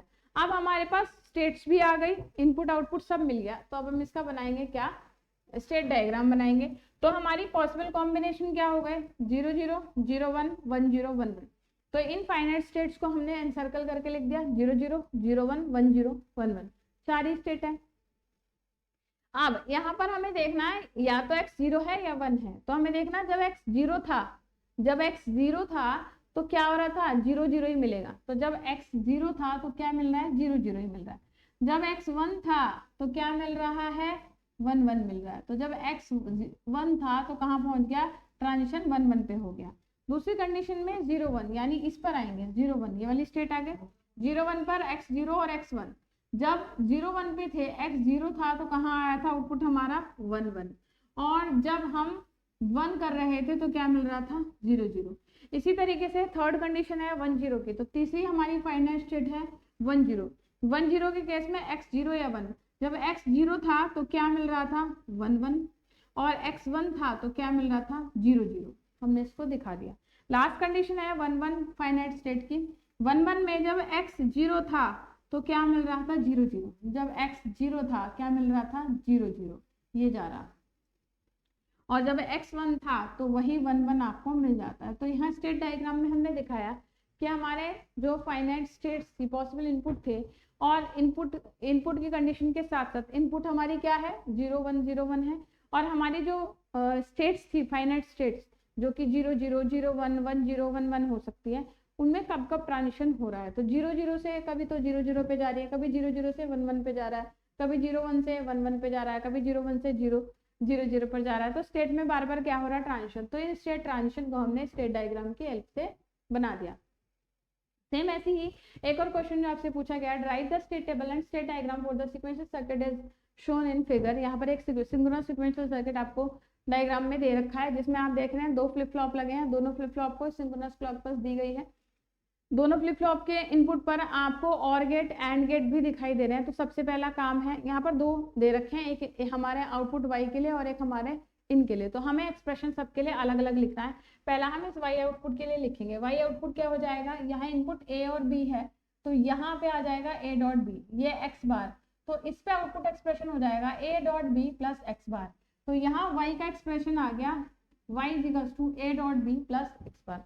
इसी तरीके से हम DA का लिखेंगे। तो DA में यहाँ पर पहले एंड गेट में जो आपको एक्सप्रेशन मिलेगा वो मिलेगा a डॉट x, और इस वाले एंड गेट से मिलेगा b डॉट x। तो यहाँ इस और गेट पे क्या मिलेगा ax प्लस bx। तो DA हो गया ax प्लस bx, यही आपको आउटपुट पे मिलेगा, क्योंकि डेटा फ्लिप फ्लॉप की खासियत है जो इनपुट है वो वही आउटपुट पे देगा। DB क्या है, DB क्या है हमारा a बार और x की एंडिंग, तो यहाँ पर क्या हो जाएगा a बार डॉट x। तो इस तरीके से हमने इनका क्या निकाल लिया, लॉजिकल एक्सप्रेशन। अब लॉजिकल एक्सप्रेशन के बाद दूसरी जो चीज है वो हमें इसका बनाना है क्या, स्टेट टेबल। यहाँ स्टेट टेबल जो हम बना रहे हैं ये दूसरी अप्रोच से बना रहे हैं, ये बना रहे हैं मूरे स्टेट मशीन से। तो ये हमने पॉसिबल स्टेट जो लिख ली, प्रेजेंट हमारी स्टेट जो होगी 0 0 0 1 1 0 1 1। तो जो हमारी पॉसिबल स्टेट यही हो सकती है, 4 ही होंगी, फिक्स होंगी। अब हमने यहाँ टेबल को 2 पार्ट में बांट लिया। अब हमारी नेक्स्ट स्टेट जो होगी वो क्या होगी, जब x इज इक्वल टू 0 है तो ये आएगी नेक्स्ट स्टेट, जब x इज इक्वल टू 1 है तो ये आएगी नेक्स्ट स्टेट। वहां हमने इस पॉसिबल कॉम्बिनेशन को ही 2 बार लिखा था, बस थोड़ा सा चेंज कर दिया। यहाँ पॉसिबल कॉम्बिनेशन को 0 0 को 2 बार लिखा था, 0 1 को 2 बार लिखा था, 1 0 को 2 बार लिखा था। यहाँ हमने कॉलम ही सेपरेट बना लिया, x इज इक्वल टू 0 तो ये output, x is equal to 1 तो ये नेक्स्ट आउटपुट होगी, और जो अभी हमें मिल रही है वो हमारी क्या होगी, यहाँ पर हमने लिखी है प्रेजेंट स्टेट जो है वो हमने यहाँ पर लिखी। तो हमने माना AB 0 0 0 1 1 0 1 1, क्लियर। तो हमने माना कि अभी हमारा क्या है आउटपुट क्या होगा, इस कंडीशन को हमने नेक्स्ट कंडीशन के लिए हमने माना x इज इक्वल टू 0, एक बार माना x इज इक्वल टू 1। तो जब x इज इक्वल टू 0 होगा, जब x इज इक्वल टू क्या होगा 0 होगा, तो आउटपुट हमारी आ जाएगी 0 0 0 0 0 0 0 0 0। क्यों होगा, क्योंकि जब आप इसमें x इज इक्वल टू 0 भरोगे तो a का नेक्स्ट स्टेट, ये बेसिकली किसको दिखा रहा है, ये a का नेक्स्ट स्टेट दिखा रहा है। तो आप देखो a के नेक्स्ट स्टेट में अगर x इज इक्वल टू 0 है, ये भी 0 ये भी 0, तो दोनों क्या हो जाएंगे 0 0। तो अगर x का वैल्यू 0 है तो हमेशा a का एक्सप्रेशन तो क्या आएगा 0 0 ही आएगा, क्लियर। इसी तरीके से DB में अगर x इज इक्वल टू 0 है तो हमेशा क्या मिलेगा आपको आउटपुट नेक्स्ट स्टेट 0 0 मिलेगा। भाई अगर यहाँ इस एक्सप्रेशन में देखो, अगर ना आप x इज इक्वल टू 0 भरते हो तो DA हमेशा क्या आएगा 0 0 आएगा। तो अगर x इज इक्वल टू 0 है तो DA का वैल्यू हमेशा आपको 0 0 मिलेगा। इसी तरीके से DB का एक्सप्रेशन देखो, अगर x इज इक्वल टू 0 है, एंड फंक्शन हो रखा है, एंड में दोनों इनपुट 1 होनी चाहिए, लेकिन x 0 है तो आउटपुट क्या मिलेगा हमेशा 0 0। तो अगर x इज इक्वल टू 0 है तो DA का वैल्यू हमेशा आपको 0 0 मिलेगा, और x इज इक्वल टू 0 है तो भी DB का वैल्यू आपको हमेशा 0 0 0 मिलेगा। दूसरी कंडीशन में हमें x इज इक्वल टू क्या भरना है 1, तो अब यहाँ इसमें हम भरेंगे a is equal to 0, b is equal to 0 और x इज इक्वल टू क्या भरेंगे 1। तो इसमें देख लेते हैं हम क्या है, DA इज इक्वल टू हो जाएगा a is equal to 0, x is equal to 1 plus b is equal to 0 और x इज इक्वल टू 1। तो ये क्या हो गया हमारा a के लिए, ये तो 0 हो गया, ये भी 0, तो d इज इक्वल टू क्या हो गया 0। b के लिए आप भरेंगे, b के लिए x इज इक्वल टू 1 है और a बार, तो a क्या है 0, तो a बार क्या हो जाएगा 1 और x भी क्या है 1, तो आउटपुट क्या आएगा 1। तो b की नेक्स्ट स्टेट क्या आ गई 1। तो इसी तरीके से हर एक पॉसिबल कंडीशन को, यानी दोनों एक्सप्रेशन में a b और x की वैल्यू भरते जाएंगे आप, और इस तरीके से आपको AT+1 BT+1 AT+1 BT+1 मिलता जाएगा। दो बार क्यों लिखा है? एक बार x इक्वल टू 0 मानने पे हमने दोनों की नेक्स्ट कंडीशन भरी है, नेक्स्ट स्टेट, जिसको हम AN+1 BN+1 या AT+1 BT+1 से रिप्रेजेंट करते हैं। तो जब x इक्वल टू 0 होगा तो ये कंडीशन मिलेगी नेक्स्ट स्टेट आउटपुट की, और जब x इक्वल टू 1 होगा तो ये हमें आउटपुट स्टेट मिलेगी। बट यहाँ पर हमें एक और आउटपुट एक्सप्रेशन दिया है y, तो हम यहाँ y का भी एक्सप्रेशन निकालेंगे। तो y जो है output y x equal to 0 भरेंगे और a और b की कंडीशन ये a equal to 0 b equal to 0 x equal to 0, तो आउटपुट क्या आएगा 1। a equal to 0 b equal to 0 x equal to 1, तो आउटपुट आएगा 0। a equal to 1 b equal to 1 x equal to 0, तो output आएगा 1। a equal to 0 b equal to 1 और output 1 भरेंगे तो आएगा आउटपुट 0। तो इस तरीके से सारे पॉसिबल कॉम्बिनेशन इस लॉजिक एक्सप्रेशन में आपको पुट करते जाना है और आपको इस तरीके से एक स्टेट टेबल मिल जाएगा। अब इस स्टेट टेबल की हेल्प से हम इसका क्या तैयार करेंगे, स्टेट डायग्राम तैयार करेंगे। अब पॉसिबल जो हमारी फाइनाइट स्टेट है वो तो 4 ही है, 0 0 0 1 1 0 1 1, तो हमने चारों स्टेट को एनसर्कल कर लिया। अब हम यहाँ पर क्या देखेंगे कि जब हमारी इनपुट क्या थी 0 और प्रेजेंट स्टेट क्या थी 1, तो हमारा कहाँ जा रहा है यहाँ पर, क्लियर। इसी तरीके से जब हमारा इनपुट क्या है 1 और आउटपुट क्या है 0, तो हमारा स्टेट ट्रांजिशन कहाँ हो रहा है 1 1 पे। तो हमने दो पॉसिबल कंडीशन को 0 1 0 क्या दिखा रहा है इनपुट की वैल्यू को, 1 क्या दिखा रहा है हमारे कि प्रीवियस आउटपुट हमें क्या मिल रहा था, तो हमारा कहाँ जाएगा ट्रांजिशन 0 या 0 0 से शुरू करें। सबसे पहले फाइनाइट स्टेट 0 0 थी, शुरू में हमारी आउटपुट क्या थी 0 0। अगर हमारा x इक्वल टू 0 था तो हमें क्या मिल रहा था, नेक्स्ट स्टेट भी 0 0 ही मिल रहा था, तो हमारी नेक्स्ट स्टेट 0 0 ही मिल रही थी। अगर x इक्वल टू 1 था तो क्या मिल रहा है 0 1, तो x इक्वल टू 1 था तो कहाँ मिल रहा है 0 1। आप देख रहे हैं दोनों कंडीशन में यहाँ इनपुट 0 यहाँ इनपुट 1, तो यहाँ x इक्वल टू 0 की कंडीशन को दिखा रहा है, ये x इक्वल टू 1 की कंडीशन को दिखा रहा है, क्लियर। और आउटपुट क्या मिल रही थी, x इक्वल टू 0 पे 1 मिल रहा था ये रहा, और x इक्वल टू 1 पे क्या मिल रहा था 0। तो आप देख रहे हैं यहाँ इनपुट भी दिखा रहे हैं कि x का वैल्यू क्या है, और यहाँ हम y को भी दिखा रहे हैं कि आउटपुट क्या है, तो इनपुट आउटपुट दोनों को रिप्रेजेंट कर रहा है। तो आप देख रहे हैं पहली फाइनाइट स्टेट क्या थी 0 0 थी, क्लियर। इनपुट क्या है x इक्वल टू 0 है ना, x इक्वल टू 0 है और आउटपुट क्या मिल रही है 1 मिल रही है x इक्वल टू 0 पे, तो input x equal to 0 output equal to 1, तो नो चेंज, तो 0 0 का 0 0 ही मिल रहा है, देख लो। इसी तरीके से दूसरी कंडीशन में 0 0 पे जब x इक्वल टू 1 था और यहाँ पे आउटपुट क्या था 0, तो x इक्वल टू 1 और आउटपुट क्या था 0, तो ट्रांजिशन क्या मिल रहा है 0 0 से 0 1, यहाँ आ गया। इसी तरीके से हर एक ट्रांजिशन को हम स्टेट डायग्राम में रिप्रेजेंट करते जाएंगे। तो ये थी आपकी यूनिट नंबर 3 जिसमें हम सारे सीक्वेंशियल सर्किट के बारे में पढ़ चुके हैं। सीक्वेंशियल सर्किट क्या है, जिसमें हमने शिफ्ट रजिस्टर्स पढ़े, काउंटर्स पढ़े, फ्लिप फ्लॉप्स पढ़े, फ्लिप फ्लॉप का कन्वर्जन पढ़ा, स्टेट मशीन्स पढ़े, बहुत सारे टॉपिक थे। आई होप सारे ही टॉपिक आपको बहुत अच्छे से समझ में आ गए होंगे, और आज की वन शॉट वीडियो देखने के बाद आपको एग्जामिनेशन की बहुत अच्छी प्रिपरेशन आपकी हो गई होगी और आपका कंप्लीट रिवीजन भी हो गया होगा। तो चलिए क्लास को यहीं पर एंड करते हैं। Thank you so much. जय हिंद, जय भारत।